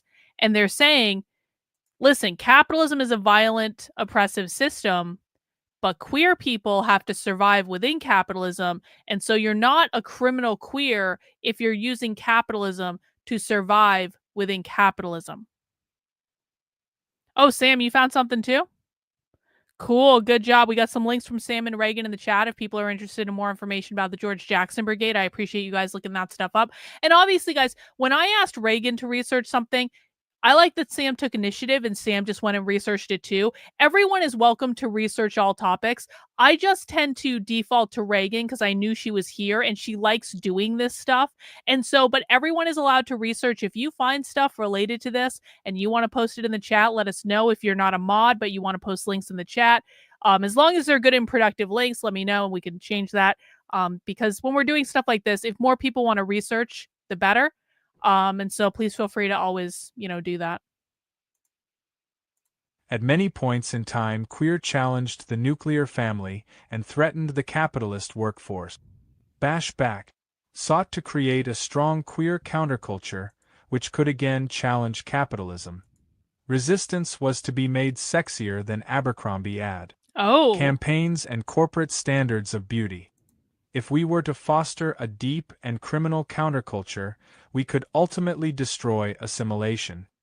Everything Bashback touched was soon overtaken by sex, criminality, violence, and genderfuckery. It is difficult to separate the criminal queer culture from vengeance and assimilation. In Chicago, Bashback, glamour queer sextravaganza, parties attracted hundreds. After Chicago police broke up one sextravaganza, a cop cruiser had its fuel tank punctured. In Seattle, 3 criminal queer dance parties to counter corporate pride resulted in smashed windows and one in a long standoff with the police. Guelph has seen more than one Queeriot fest. Queers in Baltimore dressed in drag and wheat-pasted images of fisting onto bank windows. With these intersections in mind, we found criminality to be so crucial to our queerness. This section had to comprise a sizable part of the anthology. They postered the windows of banks with images of people fisting each other. Listen, if nothing else, you have to give these people points for creativity. With these intersections in mind, we found criminality to be so crucial to our queerness. This section had to comprise a sizable part of the anthology. Death to Straighty. No, seriously. Aerial attack goes to see Owert. When the prison bars stop our hands from throwing the fire of anarchy into the world of power, our words become the sharp rasp of escape. A flame of solidarity from the CCF to the brothers and sisters in Chile. At the end of summer of 2009, just before the Pittsburgh riots, well-known queer and trans anarchist Aerial Attack was arrested by the Denver Police Department. The Denver police accused Aerial of smashing 11 windows at the Democratic Party headquarters of Colorado. What ensued was nothing short of a shit show. The window smashing propelled issues of transphobia into the spotlight. Everyone, from Democrats and Republicans to self-proclaimed anarchists, was guilty of transphobic verbal assault. Aerial was smeared in the conservative and liberal press throughout the country. The Democrats insisted Aerial was a Republican operative, sent to take revenge on the Democrats after the House passed Obama's health care bill. Oh, so just like every time a Republican says someone's a secret Democrat if they don't like them, the Democrats were also saying, hey, this person's a secret Republican. It's like the two parties are exactly the same at all times. The Republicans claimed Ariel was in fact a Democratic double operative who smashed the windows to discredit the Tea Party movement. Many people who we would have expected to distrust the corporate media instead bought the slander, hook, line, and sinker. We decided to highlight this case because Ariel Attack's defense strategy reflected the larger radical queer counterculture Bashback worked so hard to create. Ariel and her entourage prepared for each court date, spending hours doing makeup and perfecting costume choices. There was never an appeal to straights, anarchist or otherwise.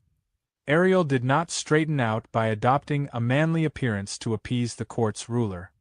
Her public genderfuckery remained intact as a militant anti-capitalist trans person. Ariel challenged the Denver court system directly. Also, unlike many anarchists or radicals, Ariel did not shy away from her charges or her anarchist principles. Ariel's devotion to vengeance and direct action was never hidden or glossed over. A silhouette resembling Ariel gripping a hammer and painted with the words, "It's hammer time," were screen printed on t-shirts and sold for her legal defense fund. Images of Ariel, impeccably dressed, shards of broken glass. What do you mean? Donnie Girl asked, do they actually want to be acknowledged when they do this? What do you mean? They're writing a book about what they're doing. They're writing communiques about what they're doing. They're writing essays about what they're doing. They're creating zines about what they're doing. They put photos in the zines they don't have in this book because we have the zines in another place. So Donnie, do you, when you create something, when you make something, when you put out a piece of content or write a document or whatever, do you want to be acknowledged when you do it? I mean, I think the answer is probably yes. You're doing something because, and you want that thing to be acknowledged. You want that thing to have value. No, in the press, when they, yes. They are unapologetically violent militants. Do you think that they care if the press goes, oh, they're so violent? Well, they're going to go, yeah, we are. They're writing a whole book about being violent. Like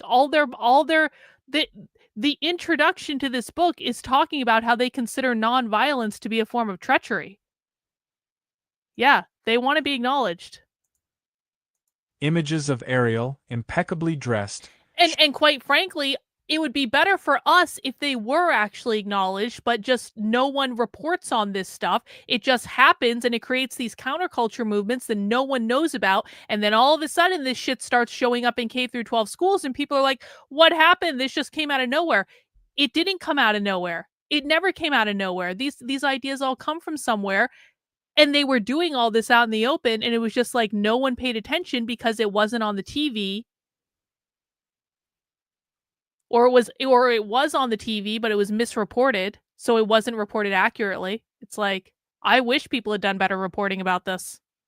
Images of Ariel, impeccably dressed, shards of broken glass in hand and a fuck-eye glance as if she were about to make love to the camera, were posted on countless internet sites. The results of Ariel's uncompromisingly queer defense strategy were profound. After proudly admitting she did indeed smash the windows of the Democratic Party headquarters, her original felony charge was dropped to misdemeanor criminal mischief, and she was sentenced to 11 months of unsupervised probation and payment of restitution. With no jail time and a slap on the wrist, Ariel Attack undeniably came out on top.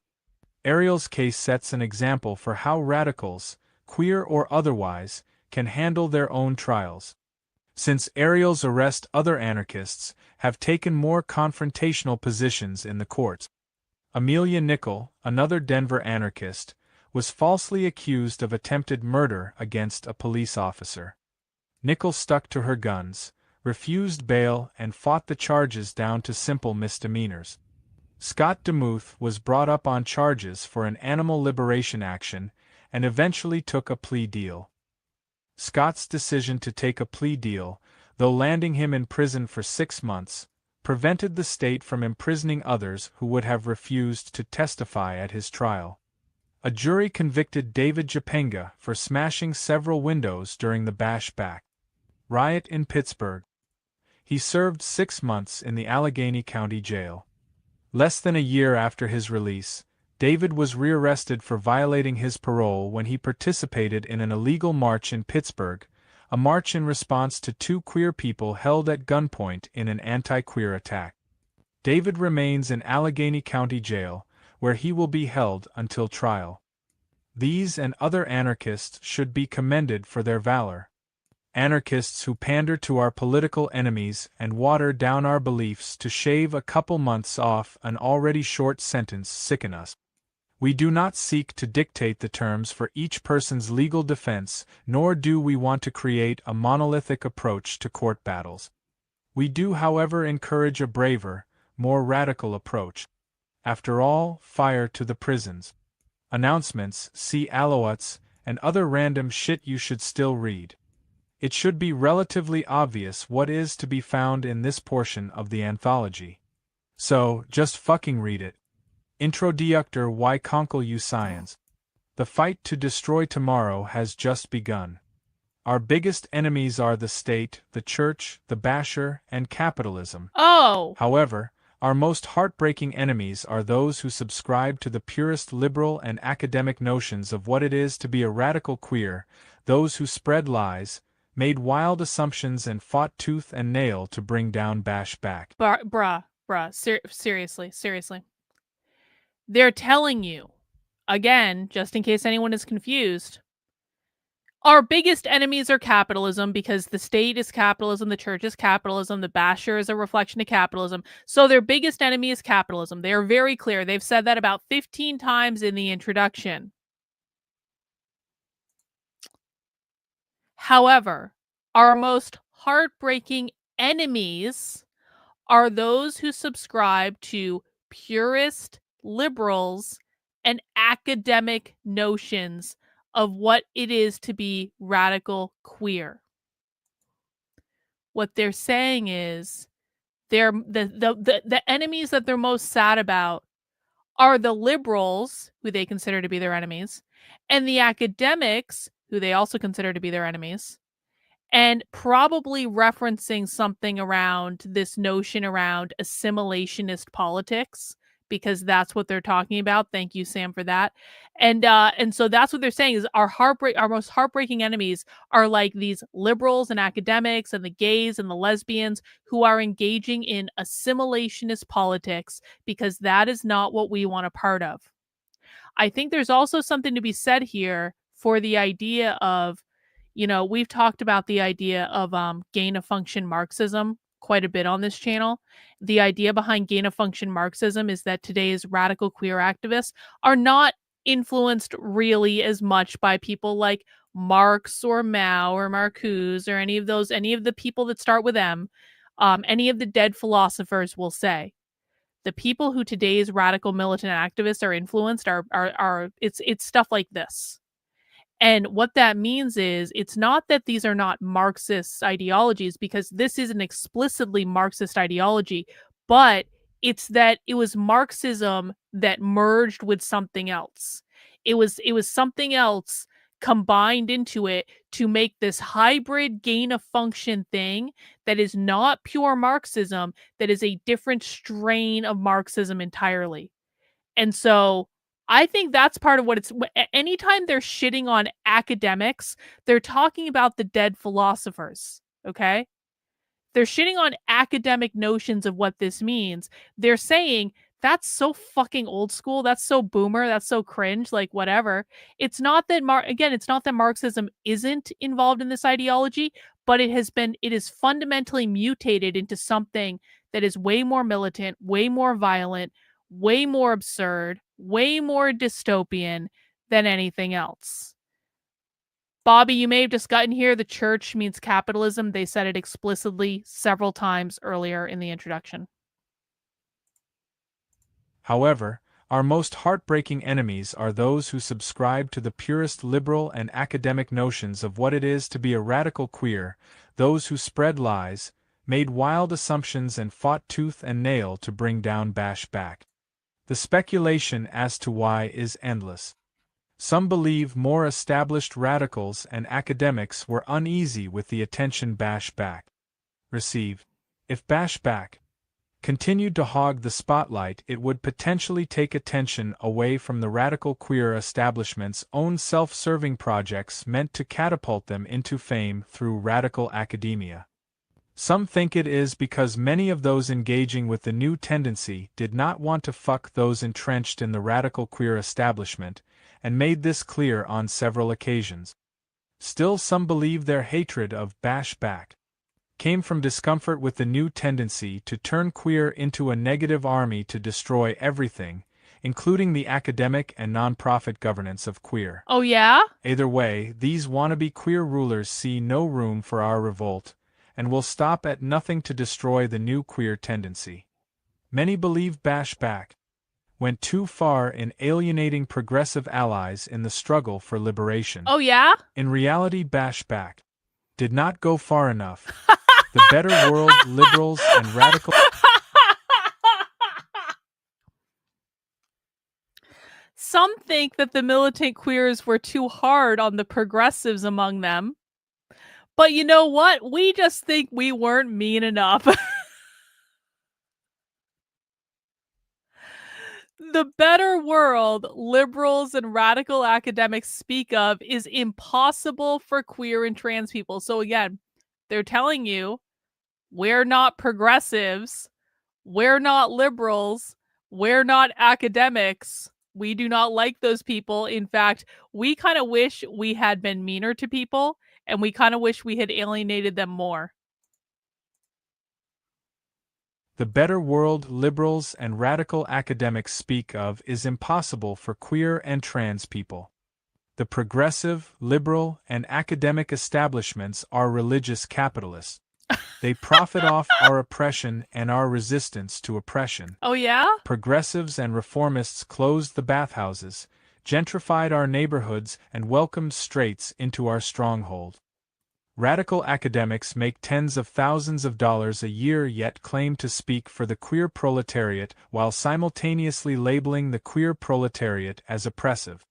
It becomes clear when viewing civilization and society through this lens that everything better is actually in one way or another a heterosocial construct aimed at annihilating trans and queer criminal countercultures. As long as academia, the church, the state, capitalism, and civilization exist, there can be no truly better world. Wow. To that end, everything... Wow. The anti-civilization argument is in effect. Anyone who follows the Counter-Revolutionary Book Club is intimately familiar with the anti-civilization argument because we have read several anti-civilization texts as part of it. And essentially, it goes something like this. Capitalism started in ancient Sumeria. I swear to God, this is their argument. Capitalism started in ancient Sumeria. Thus, all of civilization was built on capitalism. Thus, in order to abolish capitalism, we need to literally abolish all civilization and go back to being hunter-gatherers out in a field somewhere. To that end, everything must be destroyed. Abolish everything. Bashback, and the tendency it spawned did not have the numbers to wage a vengeful war that so many long for. It was barely a significant battle in a war yet to come. A war against progress, regress, and tomorrow. We, the neutralized generation, must lay the groundwork for radical queers who will come after us. Capitalism is collapsing, and we must be ready to pull the final nail. If we create the conditions and provide the resources, there will be a massive anti-capitalist, trans-feminist revolt. Do not disengage with struggle. Queer cannot fall victim to genocide or plague. Our revolt is unstoppable. Trannies and queers, you are warriors, whether you like it or not. Actualize queer communism. With love and arms we will be liberated. Frey Baroque. All right, so that's the introduction. Now we're moving to the first section, unconventional queers. Unconventional queers. Trans folks and queers to blockade the RNC November 13th, 2007. November 9th through the 11th, Milwaukee hosted the Midwest Anti-RNC Planning Consulta. During the Sunday breakout strategizing session, a group met to discuss the possibilities of militant trans and queer action against Republican National Convention in 2008. Those involved in the discussion expressed their desire for a trans and queer bloc to play an integral and aggressive role in the strategy to shut down the RNC. It was proposed that such a bloc could hold one of the key intersections surrounding the convention center or could crash the parties of especially grievous religious fundamentalists. The strategy of creating 15 to 20 blockades in downtown St. Paul on the first day of the convention is one that allows almost infinite possibilities. Behind the barricades, we will have the opportunity to create the world we wish to see, a world without restraint. To pursue the goal. I wonder if there are any videos or documentaries about this that we can go back and watch. That might be interesting. To pursue the goal of genderfucking the RNC, it has also been Genderfucking proposed the that a RNC. convergence should take place in Chicago the weekend of April 5th. Hang on. In 2008. In 2008. Radical queer militants are staging demonstrations to gender fuck the RNC.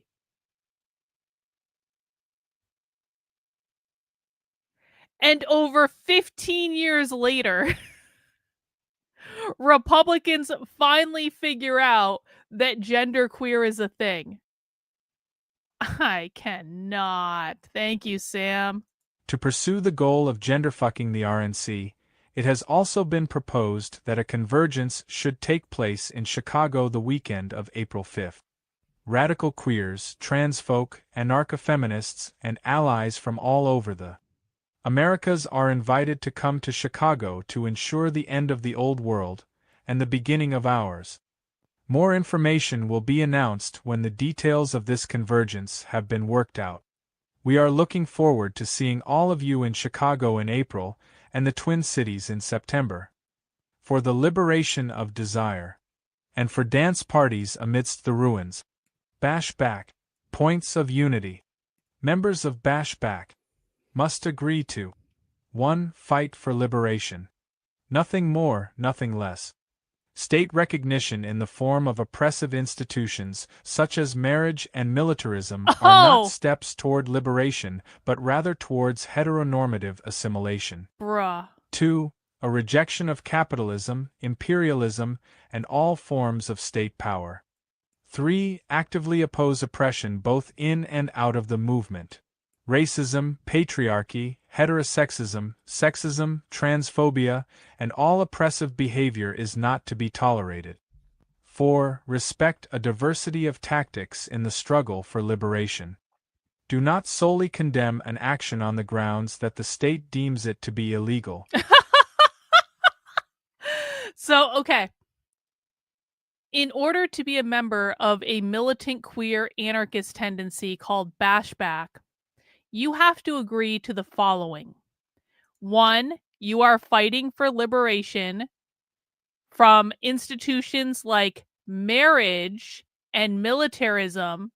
So you are anti-marriage, that is anti-all marriage, that includes gay marriage. It's literally number 1 on their list that you have to oppose gay marriage, and you have to propose, this has to do with the military-industrial complex, and that you are not going to work towards heteronormative assimilation, which means assimilation to the norms that uphold capitalism. And in this case, the number 1 assimilation to the norm that upholds capitalism is marriage. At this time, that was the number 1 assimilationist thing that queer activists were worried about. Number 2, you have to say you reject capitalism, imperialism, and all forms of state power, basically a rejection of capitalism. Okay, we already know they're anti-capitalists. 3, you have to actively oppose oppression within Bashback, so you're not allowed to engage in any oppressive behavior, which makes sense because they think all oppression was created by capitalism. And number 4, you have to accept that we might do things that the state might be illegal, might deem as illegal, but don't worry about that because the state is a fundamentally capitalist institution that you've already decided to reject anyway. And so don't worry if the state says that the things we're going to do are illegal. And you have to agree that it's okay that we're going to do illegal shit and you're not allowed to say anything about it. Now, here's the question. Where does it say you have to be gay or trans in order to be in Bashback? Does it say that? I don't think it says that. It says you have to reject marriage and all forms of assimilation. It says you have to reject capitalism. It says that you have to reject oppression. And it says you got to be okay with us doing some things that some people might say are illegal. It doesn't say you have to be gay or trans. It doesn't say you can't be straight. When they say straight, they mean normal anyway. They don't actually mean like heterosexual. No, it doesn't say you have to be a Gnostic. It doesn't say anything about Gnosticism. People have questions about any of this, please let me know. But they're telling you guys, they're telling you, here is the parameters in which we operate. This is what you have to agree to in order to be on our team.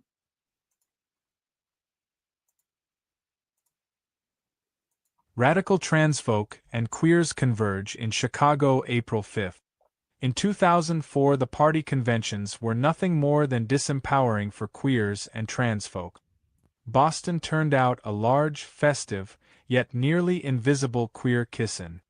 The Gays Against Bush contingent of the UFPJ March in NYC was hurried to the cattle pens and filled its place at the very end of a 500,000+ person march. Queer fists queer. Kissin saw extreme police brutality and the arrests of nearly everyone involved. If radical trans folk, queers and allies are to confront the oppression we face on a daily basis in the streets from Memphis to Denver to Minneapolis-St. Paul, we must learn from the past, plug into the pre-existing overall strategies, and be prepared to bash back. Bash Back is a newly formed group of radical trans folk, queers, anarcho-feminists, and allies.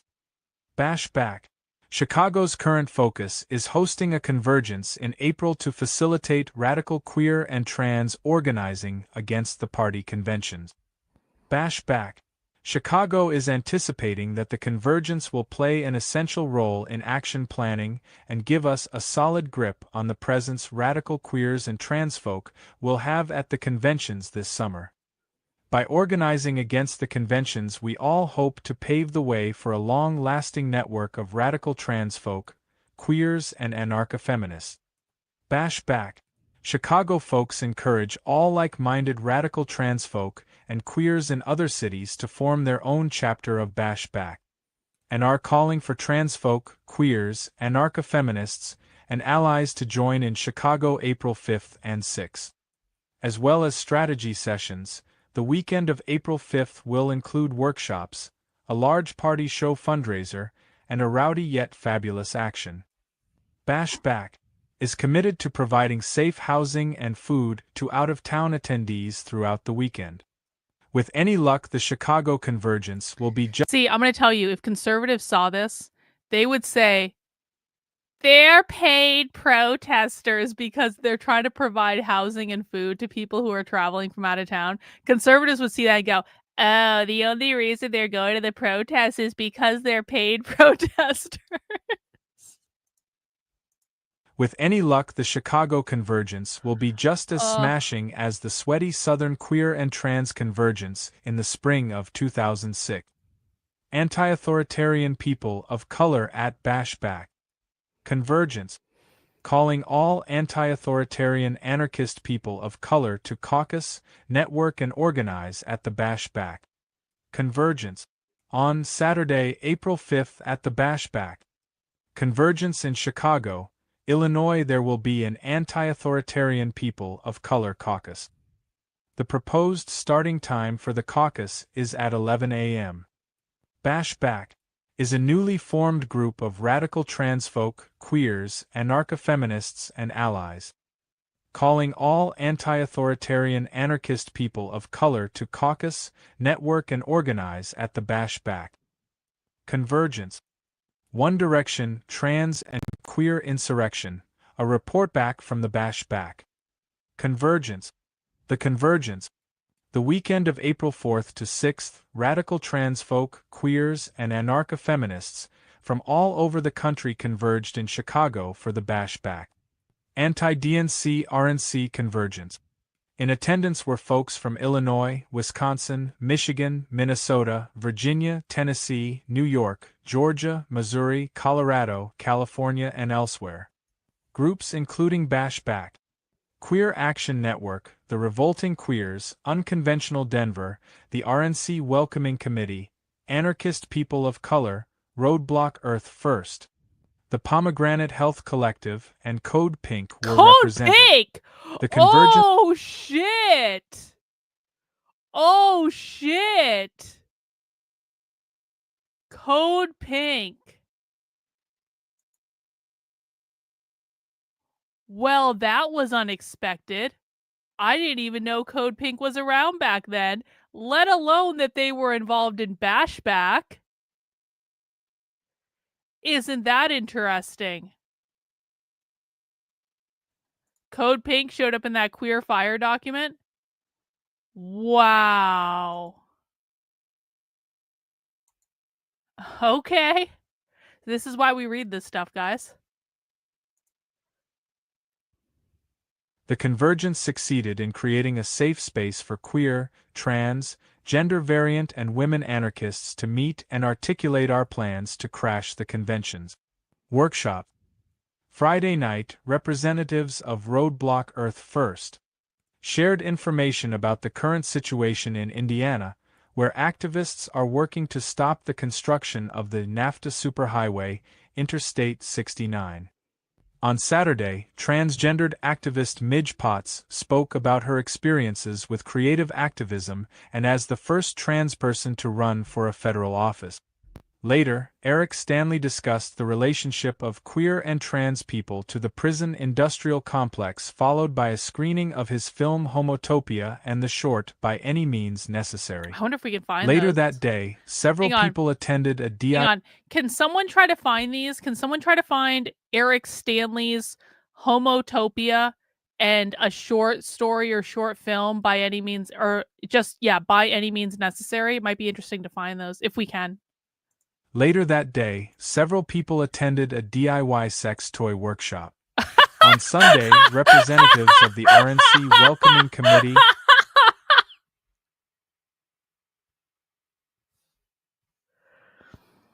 See, conservatives don't have stuff like this at CPAC. Later that day, several people attended a DIY sex toy workshop.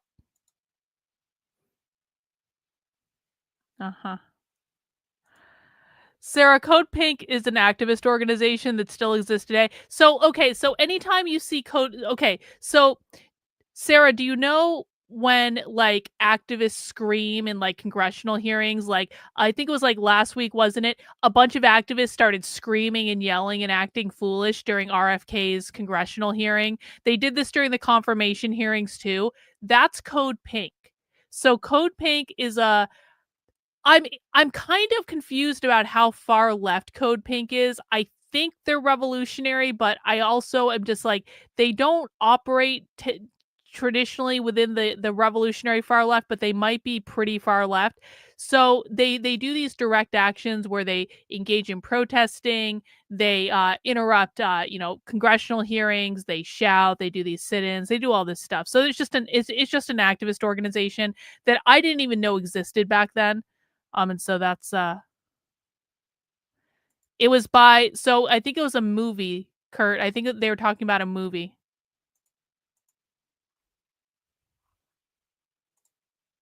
On Sunday, representatives of the RNC Welcoming Committee and Unconventional Denver discussed the proposed strategies for the Republican National Convention and the Democratic National Convention. Caucuses.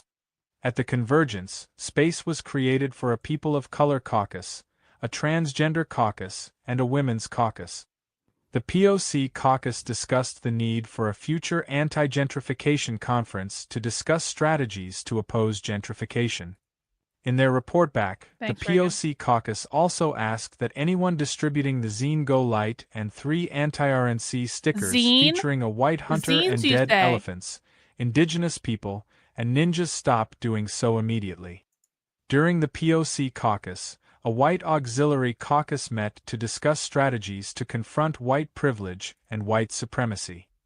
The Trans Caucus discussed several issues and challenges that needed to be addressed at the strategizing session to ensure the safety of trans people during the conventions. Simultaneously, a cisgendered caucus met to discuss what it meant to be a trans ally. Oh my While the Women's God. Caucus met, a caucus for male privileged folks and a caucus for those who didn't feel comfortable in either met. DNC will fuck you up. During the Sunday yeah? strategizing session, 2 proposals were consensed upon for the Democratic National Convention.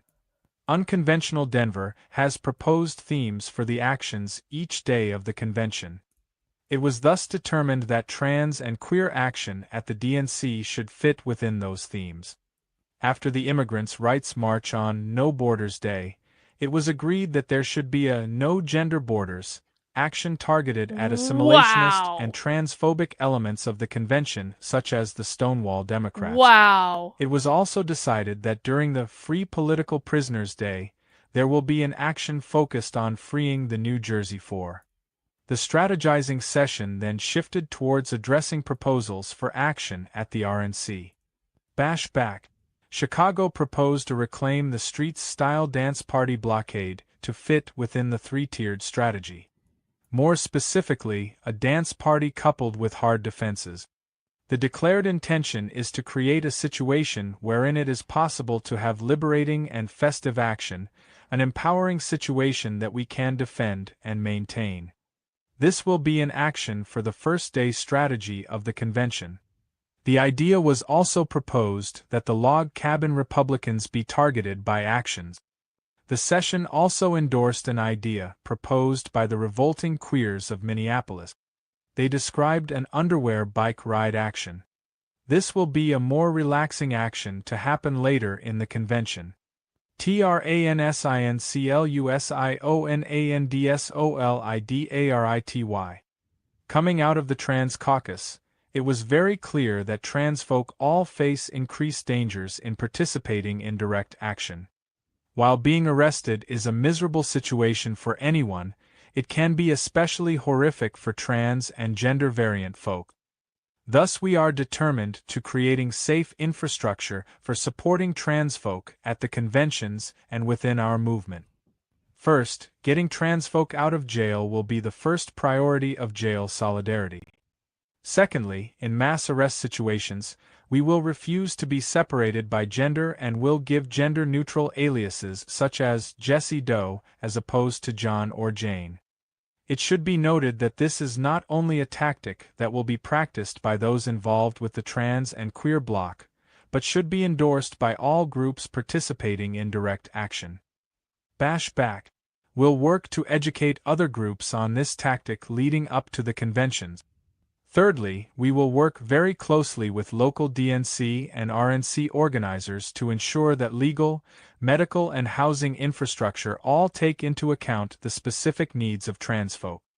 Saturday night, over 100 convergence attendees took to the streets of Chicago. The action was a response to the one trans and or queer person murdered every 8 days in this country.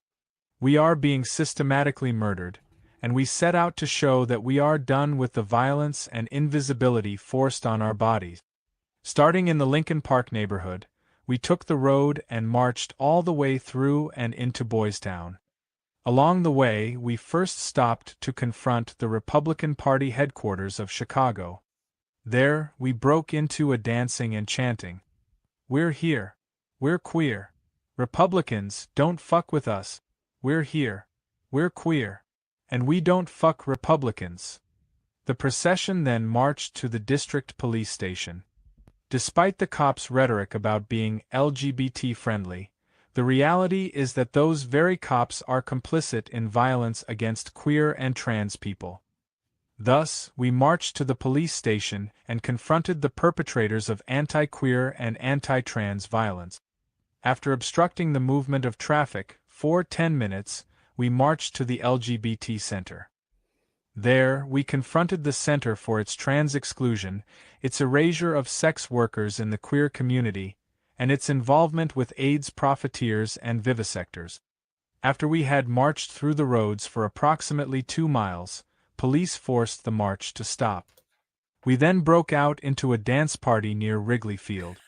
After continuing right in the face of the police for quite some time, the dance party disbanded and everyone got home without a single arrest. I'm totally visioning in my head some sort of like West Side Story, like Sharks versus Jets, like dance off in the middle of the streets, except they're all queer militants. After continuing right in the face of the police for quite some time, the dance party disbanded and everyone got home without a single arrest. This action was extremely empowering. It was the largest radical trans and queer action in Chicago since 2004.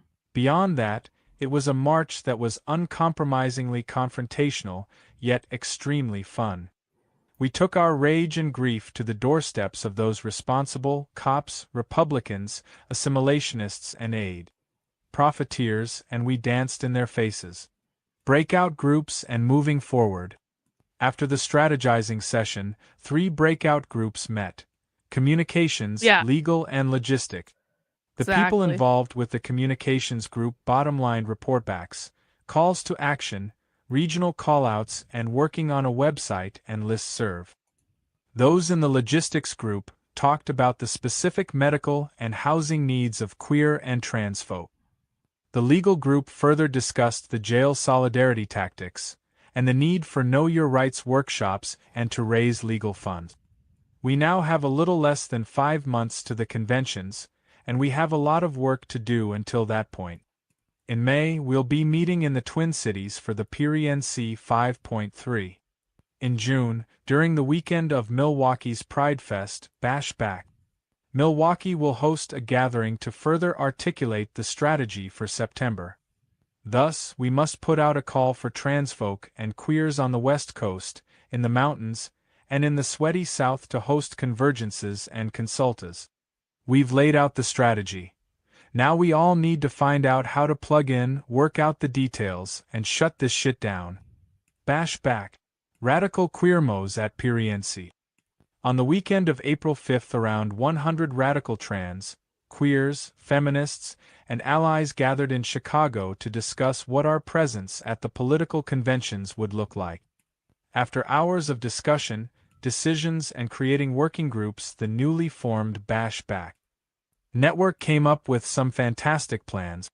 In addition to regional convergences, it was determined that Bash Back would make call-outs for groups of radical trans and queer people to continue discussions at all major anarchist gatherings throughout the spring and summer. In accordance with this decision, we are calling for trans queers feminists allies to have a breakout group at the PrideFest 5.3 in Minneapolis on May 5th. This will be a great time for working groups to come together, report back, and continue hammering out our action plans and logistical need. Finally, trans queer Minneapolis locals have set up housing specifically for trans and queer people. Should people feel they need a safer space and would like to request housing at the trans queer space, they should check out or email bashbacky@riseup.net. There are only a limited amount of spaces at this time, so reserve your space ASAP. See you in May. Bash Back. Bash Back. Painting Sector 5 Pink and Blue. June 25, 2008. At the most recent Bash Back meetup in Milwaukee, Queermos came together to hammer out details about what we want our street party blockade to look like. HISTORY. In recent years, large groups of protesters wearing festive, bright, and outrageous costumes have been able to hold it down longer than the 100 conspicuous people wearing all black with stick. Radical cheerleaders, the clandestine insurgent rebel clown army, reclaim the streets parties, marching bands, and similar tactics have been pushing the boundaries of confused police for quite some time. Take for example the World Bank IMF protests in Prague 2000. 3 marches consisting of the Blue Bloc, Yabasta and the Pink Silver Bloc were determined to surround the convention center and shut the meetings down. Not only was the Pink and Silver Bloc the only march to make it to the convention center, but video footage confirms that entire groups of terrified riot police ran at the site of the march. Never underestimate the power of hundreds of pissed-off pink and silver wand-waving fairies. After reviewing this and other historical evidence, the bashback Milwaukee Consulta is calling for our street party blockade to adopt the colors pink and blue. Light pinks and blues are calming colors that can bring out a passive nature in people. When being confronted by angry cops wielding tasers and batons, this can come in handy. Pink and blue have been assigned to... When was the trans flag invented? Does anyone know? Can someone look at that? When did pink and blue become the trans pride colors? Pink and blue have been assigned to male and female sexes for quite some time now. Although it wasn't until recently that blue was associated with boys and pink with girls. Before this, pink was actually seen as a very strong masculine color. So Sarah asks, 1999. Thank you. Appreciate that. Sarah says, so these people are not particularly interested in nonviolent, peaceful means of protest, and they don't want to assimilate. What do they want long term? Sarah, they want to abolish capitalism. They're Marxists. This is queer Marxism. The goal has, and you were here for the introduction, so I know you heard them say that they're against capitalism. 19 Ways from Sunday was the main focus of the introduction. They want to overthrow capitalism, just like every other communist wants to overthrow capitalism. For them, capitalism is defined as private property ownership. Private property means your ability to own a home, your ability to own land, your ability to own an apartment that you rent out as a landlord, your intellectual property, your a private business, whether or not a private business is big or small, your parental rights over your children are considered to be a form of private property, your individual liberties are considered to be a form of private property. Their only goal, as they stated repeatedly in the introduction, is to overthrow capitalism. You also are going to hear them say they want to overthrow the state. The reason they want to overthrow the state is they believe the state is the extension and enforcement arm of capitalism. Yes, they want to destroy society. They want to destroy society as we know it. What does that leave us with? It leaves us with Marxism. The goals of the woke left are always the same. Gain as much power as possible, destabilize the system, attack capitalism, usher in their Marxist utopia. They want to abolish capitalism, and they want to replace it with Marxism. That's what they want. A genderless society in which no one owns a home, no one owns land, there are no parental rights, there are no private businesses, there's no private nothing, everyone has access to all of their resources, and we all inevitably starve. That's what they want. Although it wasn't until recently that blue was associated with boys and pink with girls. Before this, pink was actually seen as a very strong masculine color and blue was a weak feminine color. In keeping with our no gender borders theme, we will use society's bizarre color standards to challenge, alter, reinvent, and or destroy their idea of gender and sexuality. This does not mean y'all should leave the pink, purple, and black flags at home. Fly those fuckers high. Also remember to keep safety in mind when preparing your costumes. As much as we may want to look fabulous or fabulously butch, we must be ready for possible chemical warfare attacks by the terrorists, aka various law enforcement agencies. We suggest bringing along shatter-resistant goggles, soaked bandanas, masks, a hat, waterproof outerwear, your typical mass demo attire. One may incorporate these measures into one's costume, or bring along a light handy backpack, allowing one to pull them out at a moment's notice. SECTOR 5. Bashback.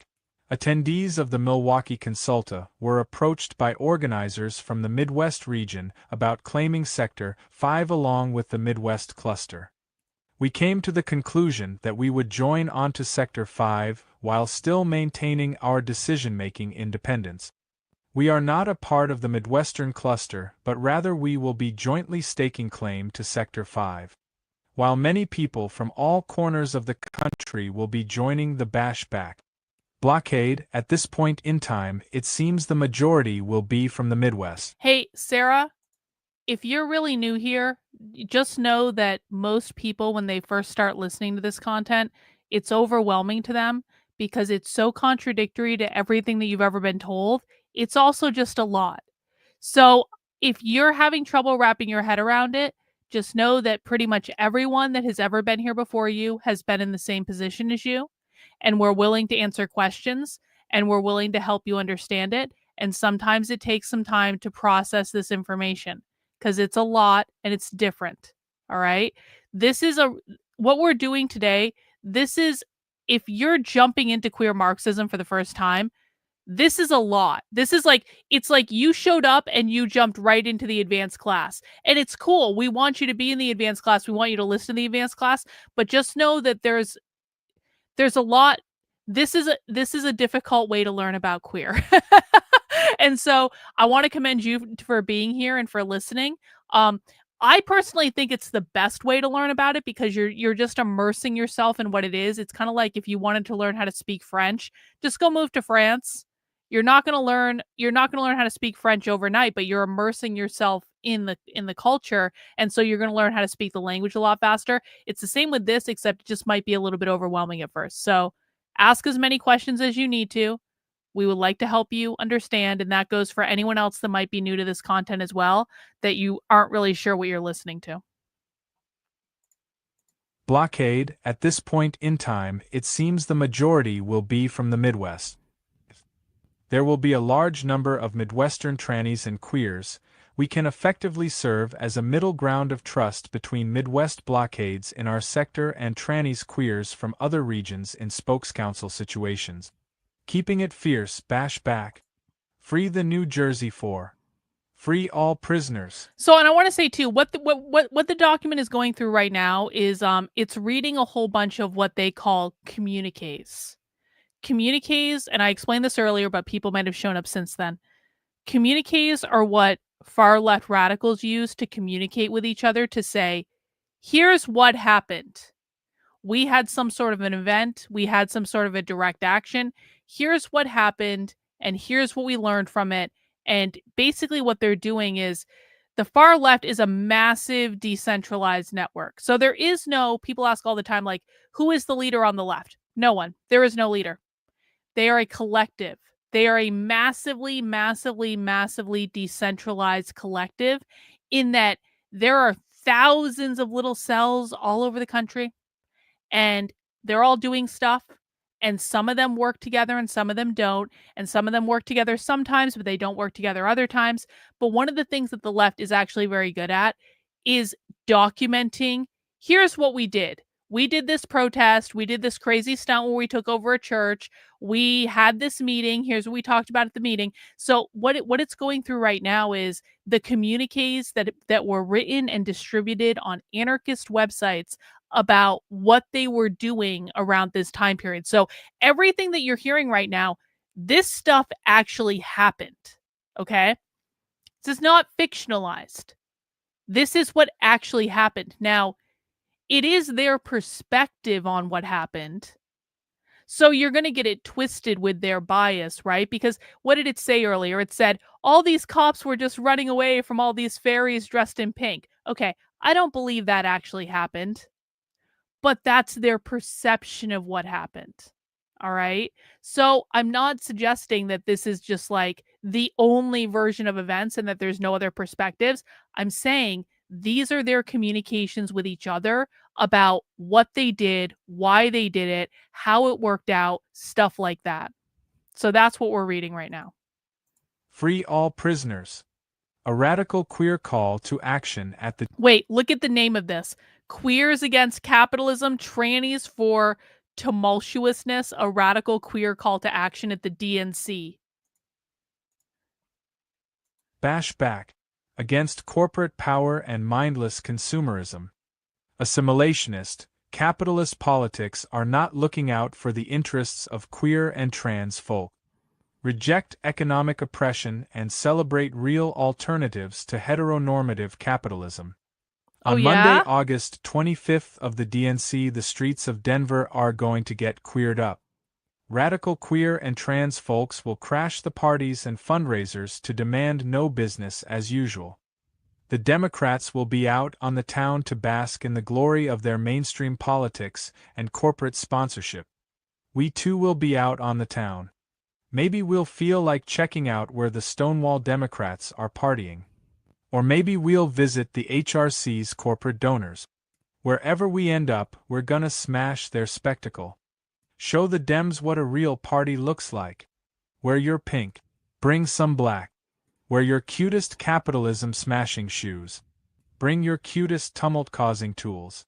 Make anti-capitalist banners, noisemakers, music, and whatever else you can. Guys, I kind of think they're against capitalism. What do you think? Do you think they're opposed to capitalism? Because I'm pretty sure they're against capitalism.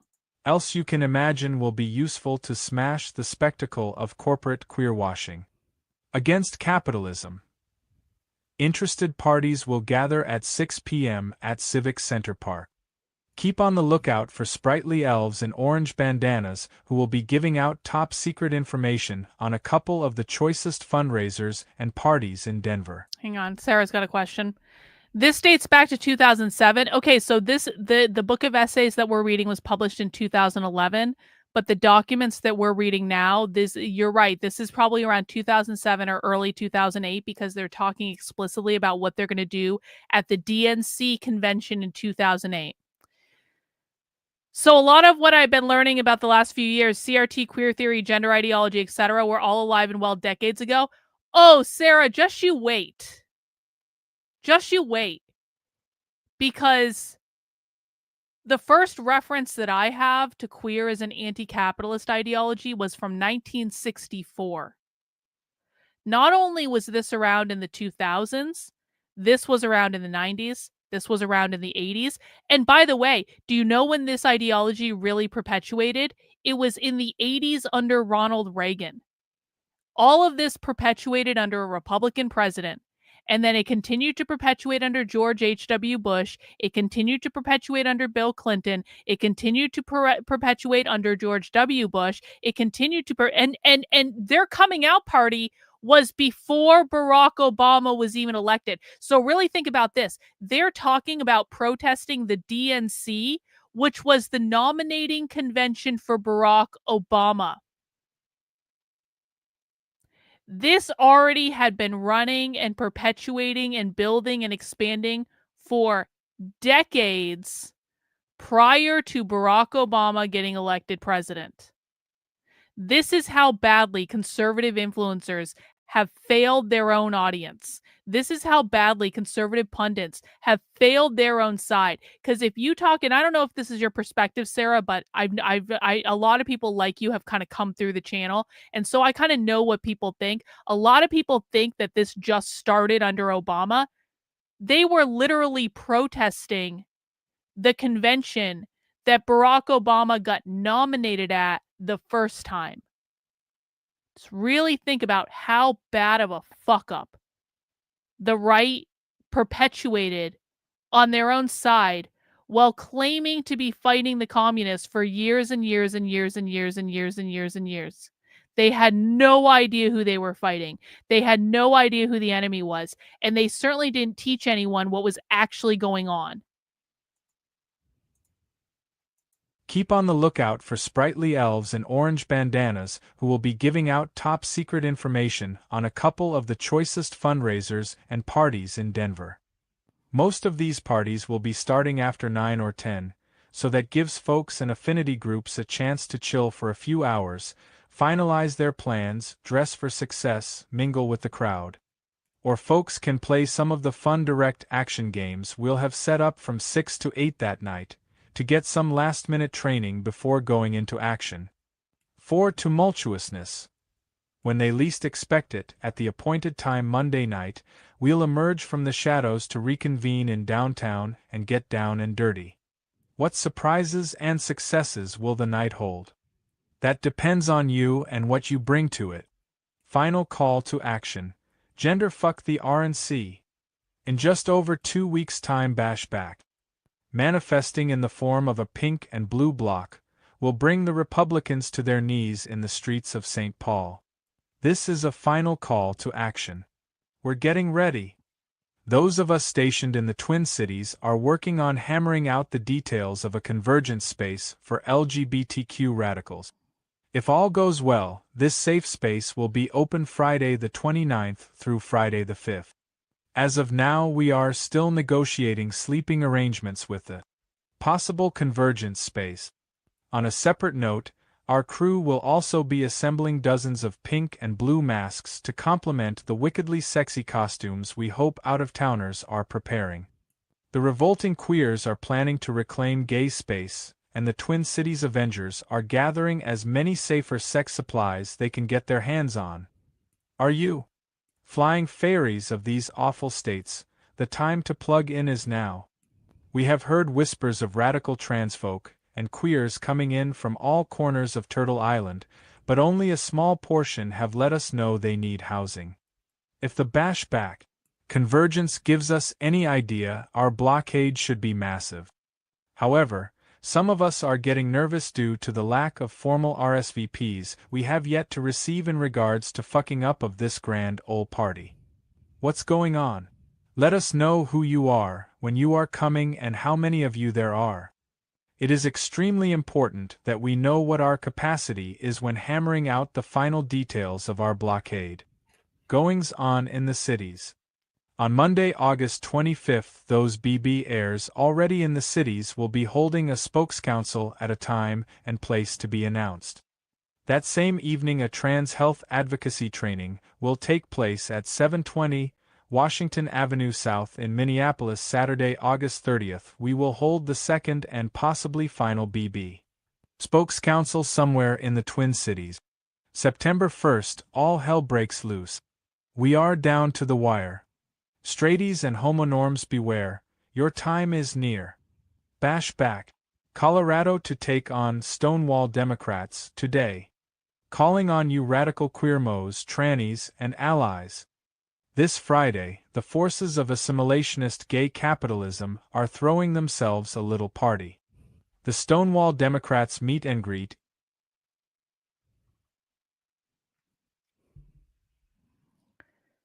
This Friday, the forces of assimilationist gay capitalism are throwing themselves a little party. The Stonewall Democrats meet and greet is bound to be a blast for mainstreamers, assimilationists, corporate sponsors, and all the affluent politicos who can afford the ticket price.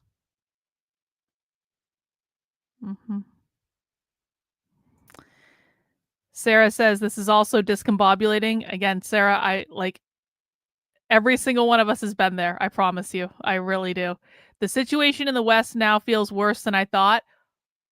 Oh yeah, things are pretty bad. I'm not going to lie to you. Sarah, if you stick around this channel, you're going to find out just how bad things are. And we've just scratched the surface. But we're here for you. And we suffer together. And we remind each other that there may not be anything we can do about this, but we can at least know what's going on and be the most informed people on the internet. But it does take some time to process. The Stonewall Democrats meet and greet is bound to be a blast for mainstreamers, assimilationists, corporate sponsors, and all the affluent politicos who can afford the ticket price. I know I just made this sound really appealing to to everyone who might be new to this content and just discovering it today.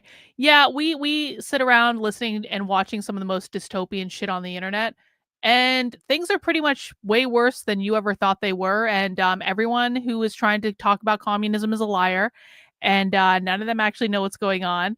And it's all so much worse than you guys think it is. But, hang out with us and we can all be miserable together.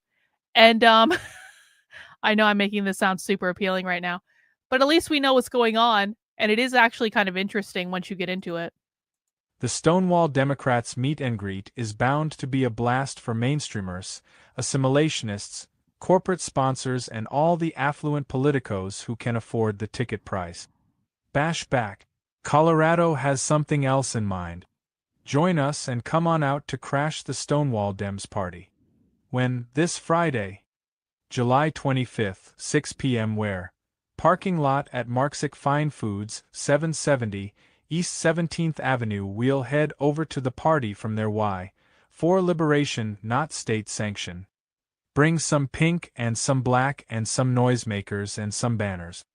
After we've had our fun, we'll adjourn to an undisclosed location and further strategize how to continue confronting the Dems and the capitalists during the DNC. Oh, yeah? Rar Bashback, Colorado. 4 detained. 1 arrested at Bashback. Demo against HRC. Tonight, August 26th, at around 7 p.m., 4 members of Bashback were detained with 1 arrested while demonstrating against a human rights campaign party. According to one witness, the 4 were approaching the demonstration in a group and police called them over and began to question them. Approximately 10 police in full riot gear surrounded the 4 and then searched them, took their names, and held them for about 30 minutes at the intersection of East Colfax Avenue and Clarkson. St. Police ran their names through their computer and found an outstanding warrant against 1 demonstrator. The person was arrested at the scene. Members of Eyewitness Video and Indie Media gave the arrestee the legal number and were able to record the detention and arrest. The other 3 were released. According to their flyer, Bashback was demonstrating against HRC because, instead of supporting a united queer community, the Human Rights Campaign dumped transgender people from the Employment Non-Discrimination Act, a bill banning discrimination based on sexual orientation but not gender identity.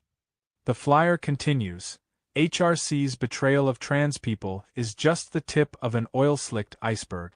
Since HRC receives funding from Shell, BP and Citibank, you can bet their vision won't stray far from corporate agendas. So again, they're saying the Human Rights Campaign, which is one of the big progressive kind of like gay rights organizations, they're basically declaring war on these people. They're saying, you guys are corporatists, you guys are totally bought and paid off, we don't like you, F you, go fuck yourselves.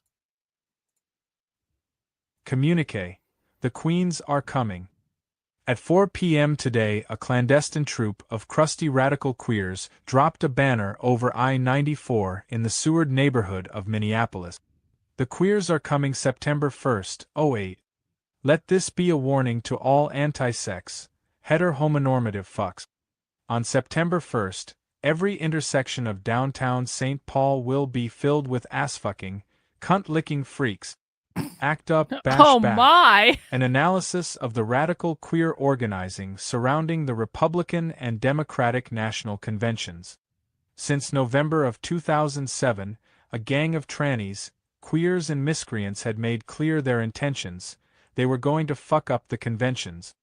From as early as discussions at NCOR in March, the criticism was made that organizing around the conventions was somewhat irrelevant to queer anarchist struggle. True.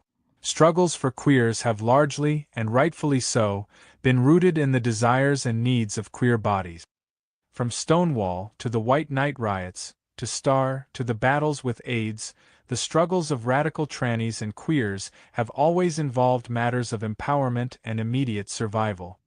In that context, it is understandable why many queers would not be quick to put a year of work into the RNC or DNC.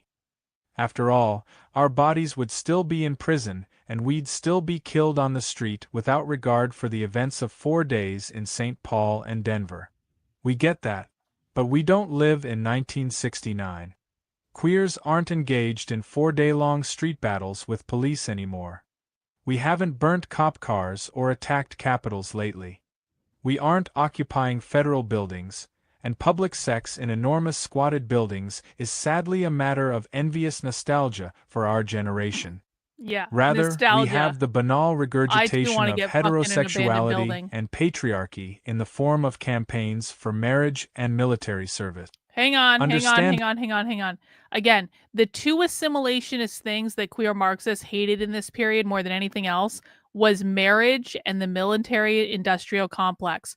Rather, we have the banal regurgitation of heterosexuality and patriarchy in the forms of campaigns for marriage and military service. So what they're saying is the campaign for marriage is the same thing as heterosexuality. Heterosexuality to them does not mean a man and a woman. Heterosexuality to them means assimilating to the norms of capitalism within the nuclear family and monogamous state-sanctioned marriage. So if two gay people get married and they assimilate to the norms of capitalism within the nuclear family and state-sanctioned marriage, they're no different than the heterosexuals. That's why they call it homonormativity. Because it's not about whether it's a man or a woman or a man and a man or a woman and a woman. It's about, are you assimilating to capitalist norms and engaging in state-sanctioned forms of property relations, which is what they think marriage is. Understandably, we needed a reason to get excited. We needed a chance to position ourselves as a force. We needed to feel strong.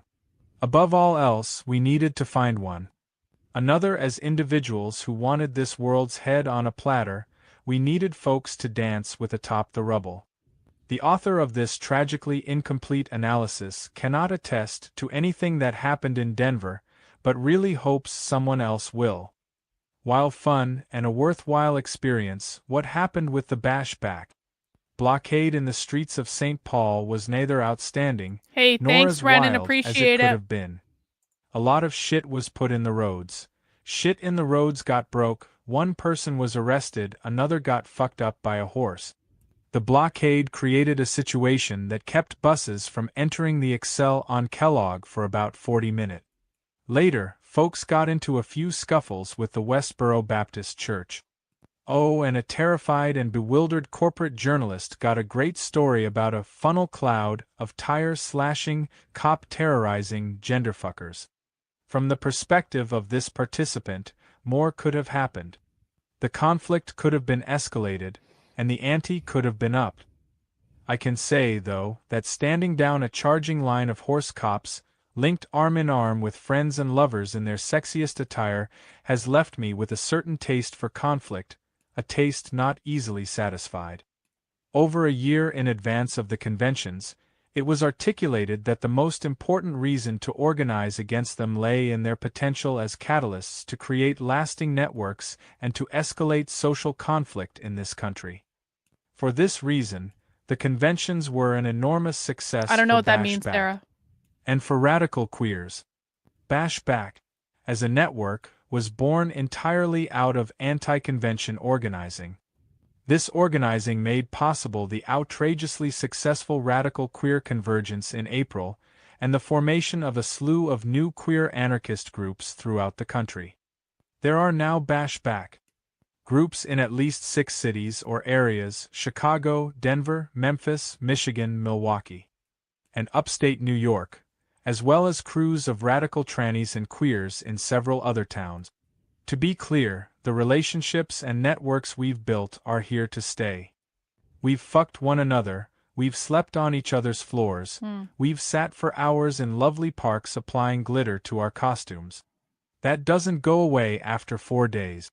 The only place we're going is forward. Okay, so you're saying it's like a pride parade?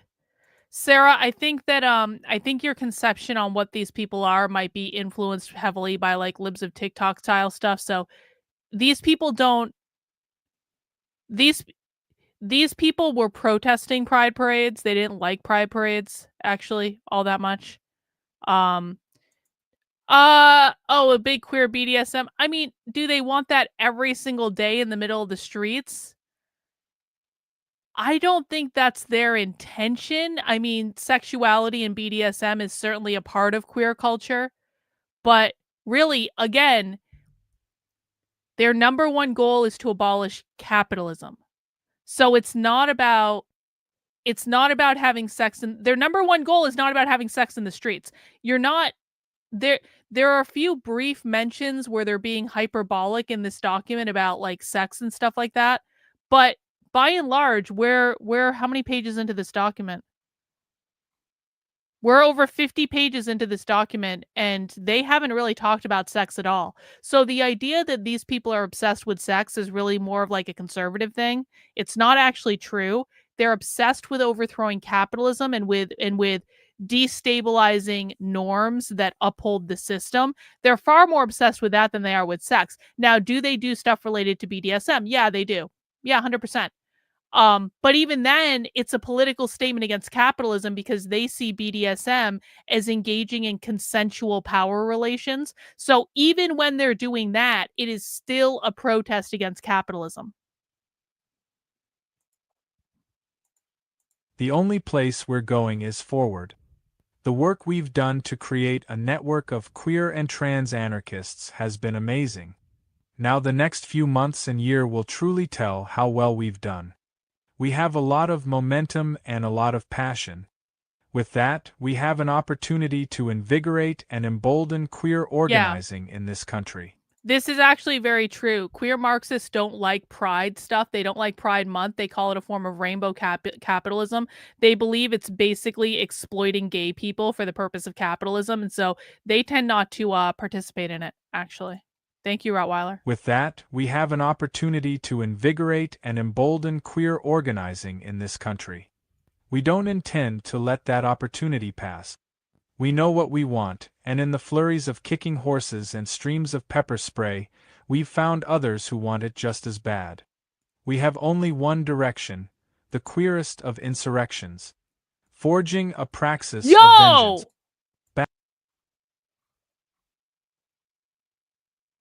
I'm sorry, what? We have only one direction, the queerest of insurrections? What is this from?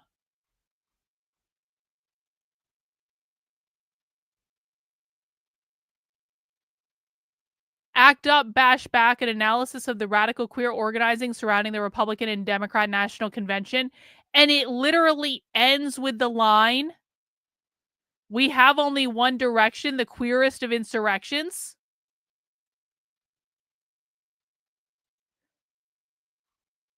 This was written by the Mary Nardini gang. Or this was written by people associated with the Mary Nardini gang. 100%. Because the Mary Nardini gang wrote Towards the Queerest Insurrection and published it in 2008. So they wrote Towards the Queerest Insurrection literally right after they wrote this. So I think that that's actually some of the most definitive proof so far that, and we already knew this, by the way, this is not something that we didn't already know, but it's like, there's very circumstantial evidence to say the same people that were doing Bashback were the same people of the Mary Nardini gang, even though they came from the same cities, they had the same ideas, they were probably hanging out in the same places, but it's like, the fact that this Bashback thing explicitly references the queerest insurrection at the end of it, that's the Mary Nardini gang. So, winner, winner, chicken dinner. That is exactly the type of thing I was looking for in this book. I knew something like that was going to be in here. Actually, you know what? That actually might be a good place to stop. Oh, actually, no, let's keep going. Let's keep going. Let's keep going. Bashback. Update. Nazis to protest PrideFest Milwaukee. May 16, 2008. The National Socialist Movement, a racist neo-Nazi organization, has announced its intentions to protest Milwaukee's Pride Fest the morning of Saturday, June 7. Coincidentally, Bashback. Milwaukee had put out a call for radical trans folk and queers to come to Milwaukee the very same weekend. I think we need to make the assumption from here on forward, and again, we were already kind of making this assumption, but anytime they say Bashback Milwaukee, that's going to be the same as the Mary Nardini gang. Thus Bashback. Milwaukee and Milwaukee Anti-Racist Action are calling for all radical trannies, queers and allies to go all out against the Nazis the weekend of June 6-8. Following our previous call-out, Bashback. We'll still be hosting an RNC strategy session the night of Friday the 6th. Plans are also still in the works for guerrilla workshops and anti-capitalist, anti-assimilationist actions all throughout Pride weekend. Sunday the 8th, a radical trans queer contingent will join the Pride Parade. The difference is that now our plans for the weekend will have the added fun of fucking with the American Nazi Party. We can use all the help we can get for the weekend. We would love canned food, pink and black flags, banners, rotten vegetables, sex toys, drums, more canned food, and anything else you can bring. If you are planning to stay the weekend in Milwaukee, bash back. MKE will arrange places for y'all to stay and some stuff for y'all to eat. In love and rage, bash back. Milwaukee. June 9th. And remember, I said at the beginning that one of the reasons I wanted to read this anthology like thoroughly cover to cover is I am almost positive that at least one of the editors of this anthology was also in the Mary Narney gang. And so now we're getting a whole bunch of stuff from Milwaukee Bashback in this anthology. So does that seem coincidental to anyone else? It's because they're all the same people.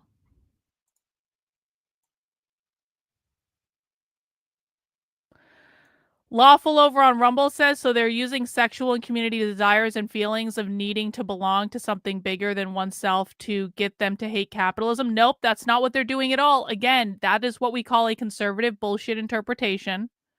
But I don't exactly know how you guys are making that interpretation when we are 50 pages into this document and they have barely even talked about sex.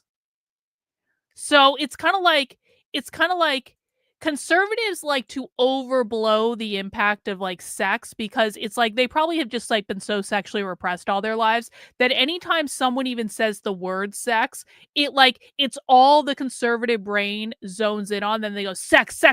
So sex has been almost not even mentioned in the first 50 pages of this document.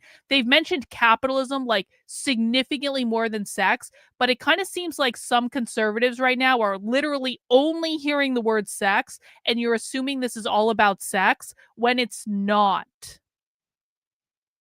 So no, Lawful, with all due respect, it is not accurate to say they're using sexual and community desires to get people to hate capitalism. What is accurate to say is their number one goal is always and forever to abolish capitalism. Sex has nothing to fucking do with it. Conservatives are way more concerned about sex than these people are. Conservatives are way more obsessed with sex than these people are. Conservatives are way more obsessed with grooming and pedophiles and all this stuff than these people are. So just because they mention the word sex doesn't mean that everything is about sex, is what I would say. It is all about capitalism.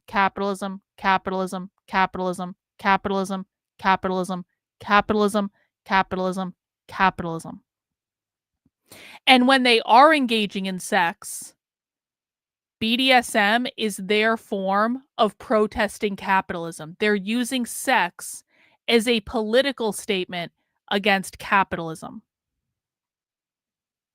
Well, no, why do they love kink, Renan? Why do they love kink? To be fair, these people love kink. Why? Because they are using kink as a political statement against capitalism because they are consensually engaging in power play relationships. So again, it's not about kink. It's not about sex. These people are some of the most unsexual people I've ever seen in my life, by the way. These people have no sexual energy. The kink is a political statement. So everyone's got to get their mind out of the gutter, honestly. Like, if you guys need to go get laid to, like, get rid of, like, the obsession about sex, that is a you problem. But I just think I don't know how the interpretation gets made that this is all about sex for these people when they're barely even talking about it. June 9th, 2008. In the afternoon of Saturday, June 7th, Bashback and other anti-fascists confronted the neo-Nazi group, the National Socialist Movement, who had come to protest Milwaukee's PrideFest. The leaders of the LGBT community asked that people simply ignore the Nazi threat to our communities. These same leaders ensured that police would be in full force to defend the NSM and to arrest and assault those who came to oppose the Nazis.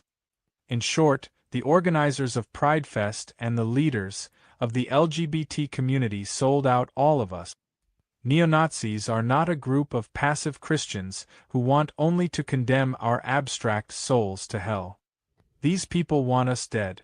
If given the chance, they will kill us. Nazis have murdered thousands upon thousands of trans and queer people, and millions of others. We haven't forgotten their intentions. We haven't forgotten of what they are capable. We will never allow their tyranny again. We will never accept any threat to our bodies and our community. The same people who ask us to ignore these thugs demand our composure and complacency when our friends and lovers are murdered. The leaders of this community have shown they will never stand with those they claim to serve. They would rather see well-protected neo-Nazis than a well-defended queer and trans community. Nobody will protect us if not. Hang on. King says, is it fair to say BDSM is capitalism? No, that's not what it is.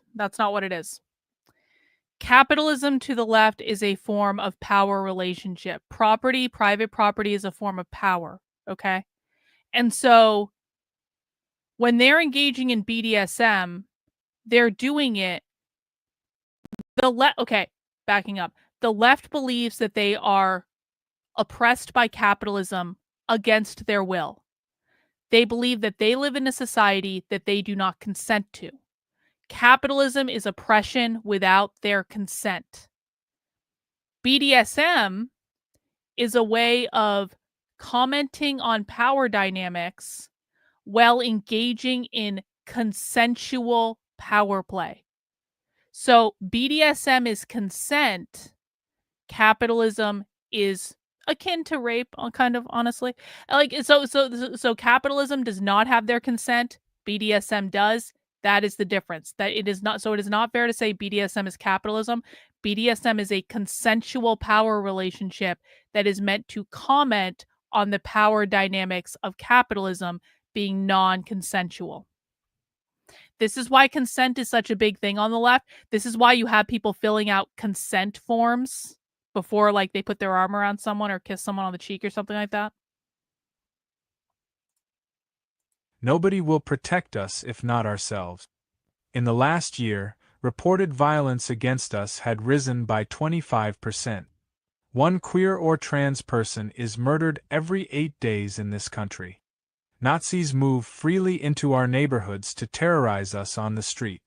Police brutalize queer and trans people on a regular basis. Yet still, the supposed leaders and politicians of the LGBT community do nothing and ask us to do the same. When will we bash back? Urgent. Trans woman of color murdered by Memphis police. On February 12, 2008, Duanna Johnson was brutally beaten by a Memphis police officer after she refused to respond when the fucker called her he, she, and faggot. That night, Johnson became yet another of the countless trans women of color to be targeted and severely beaten by police in this country. The media coverage of the incident was enormous, after Duanna's mother went to MSNBC with the attack. To seem as though they gave a fuck in front of the media, the department fired 2 officers, although neither was prosecuted. This past Sunday, Duanna Johnson, a close friend and comrade, was found murdered on the streets of Memphis. Already, there is speculation that one of the officers is behind the murder, as countless evidence has simply vanished. Bashback Memphis will be holding a meeting Thursday, November 20th, at a location TBA to decide how the Memphis radical queer and trans community will address this situation. Bashback Memphis kicks off Avenge Duanna campaign. In the evening hours of Saturday, November 22nd, anonymous BB.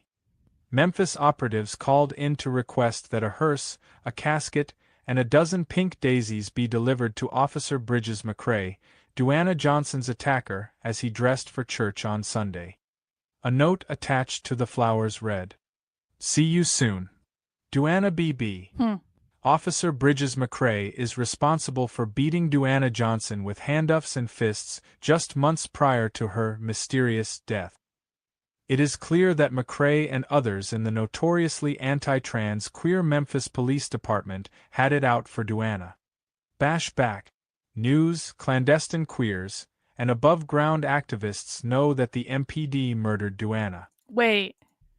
Parents and the Mills for Liberty were really freaked out when they saw "We're here, we're queer, we're coming for your children." Yeah, possibly because they didn't even understand what they were looking at. Possibly because Moms for Liberty lies to millions of people all over the country all the time. That's not to say that individual parents involved in Moms for Liberty are bad. I'm not talking about individual parents. I'm talking about the national organization that lies perpetually all the time and misinforms people perpetually all the time. And I just wanted to be noted that I called out Moms for Liberty in 2021 for being grifter shills, and I was 100% right about that. Bash back. News, clandestine queers, and above-ground activists know that the MPD murdered Duanna. Anyone who denies this fact is living in the bubble that Bash Back is dedicated to bursting. Milwaukee Bash Back drops banner in memory of Duanna Johnson. In the frigid night of November 20th, a cadre of Bash Back miscreants in Milwaukee dropped a banner from a bridge that read "R.I.P. Duanna" in memory of Duanna Johnson, a trans woman murdered by police in Memphis. The 20th was National Transgender Day of Remembrance, and we couldn't let the atrocity of Duanna's murder go unrecognized. Let it be known to all racist, transphobic thugs, your days are numbered. Act up. Bash back. Philly, Bash back disrupts traffic in response to trans killings. In response to the recent murder of Duanna... Hang on. I'm just going to do a quick time check. Where are we? What else do we have to read here?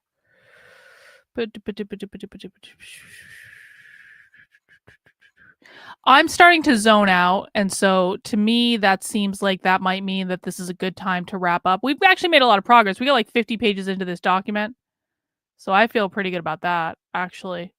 So yeah, we still got a ways to go with this document. But I hope people this is a document I actually need to read. So I do hope me kind of doing it publicly on the internet with you guys. I hope you guys enjoy hearing it. I know that we're getting into the communicate section here. And so this is like literally just a list of them saying, we did this stuff and here's what we did. And it's publishing stuff that they published at that time. So it's actually, the communicate section is actually kind of fascinating because we are getting like a timeline just of all their different activities, which is actually really, really, really, really helpful. And so we're going to continue reading this document this week, but I think that about 3 hours of me listening to Queer Ultraviolence is enough. Maybe I'll even do some later. Maybe I'll do some later. But we do have movie night coming up later. So guys, if you want to join us for movie night, it is available to paid supporters over on my Substack. Bing. I'm going to go work on a newsletter on my Substack now so that people can get into the supporter Discord. Head over to the Substack, karlyn.substack.com, and you can sign up for the newsletter and all that good stuff. And I'm going to go do that newsletter, and I'm going to go enjoy the rest of my weekend. Lawful over on Rumble. Did that say 2008? I don't remember anything that far back. Oh, Lawful over on Rumble. Yo, bro. Hang on, let me show you guys. Let me show you. Lawful over on Rumble. I don't mean to make you feel bad. I really, really don't. But this stuff has been around since the 60s. It really exploded in the 80s under Reagan. It perpetuated under George H.W. Bush.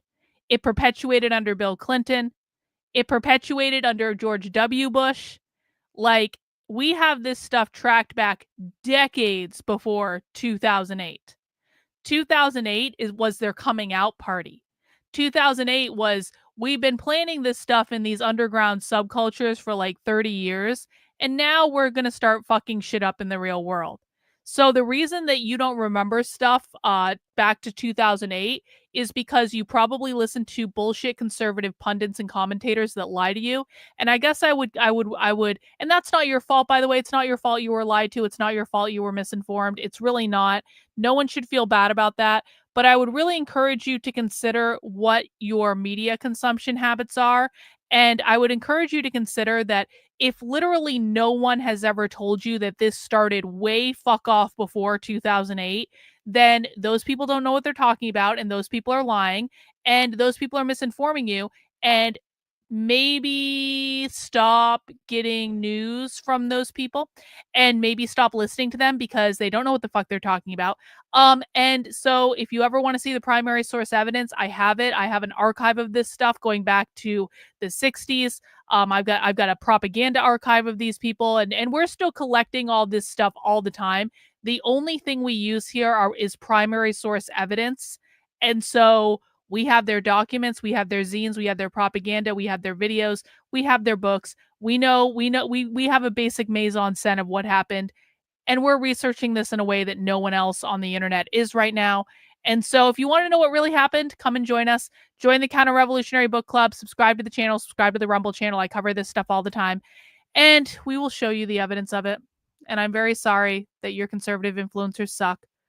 And I'm sorry that you were lied to. And it sucks. And I really wish they hadn't done that. But here we are. So that's what we have to deal with. All right. I'm going to go cry into a corner for a couple minutes. And you're a truck driver? Oh, great. You got lots of time to sit around and listen to content then. I have a lot of truck drivers in my community. I'm going to go cry for a little while, and then I'm going to go write my newsletter, and then we're going to do movie night in the Discord, and I will see you guys a little bit later. All right. Take care. We'll see you soon. Bye.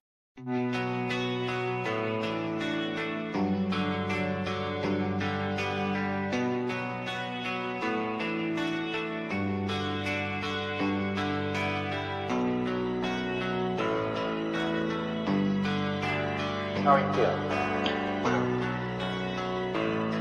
How long have you been here?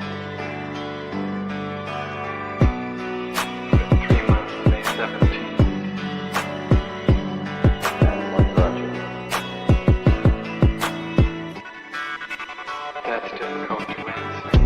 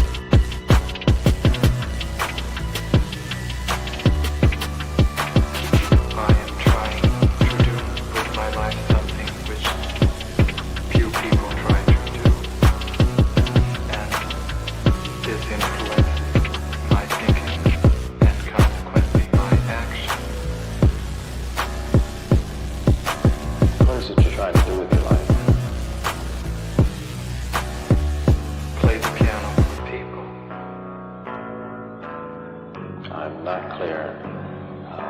How is it that playing the piano for people has eventually resulted in your being here in the hospital?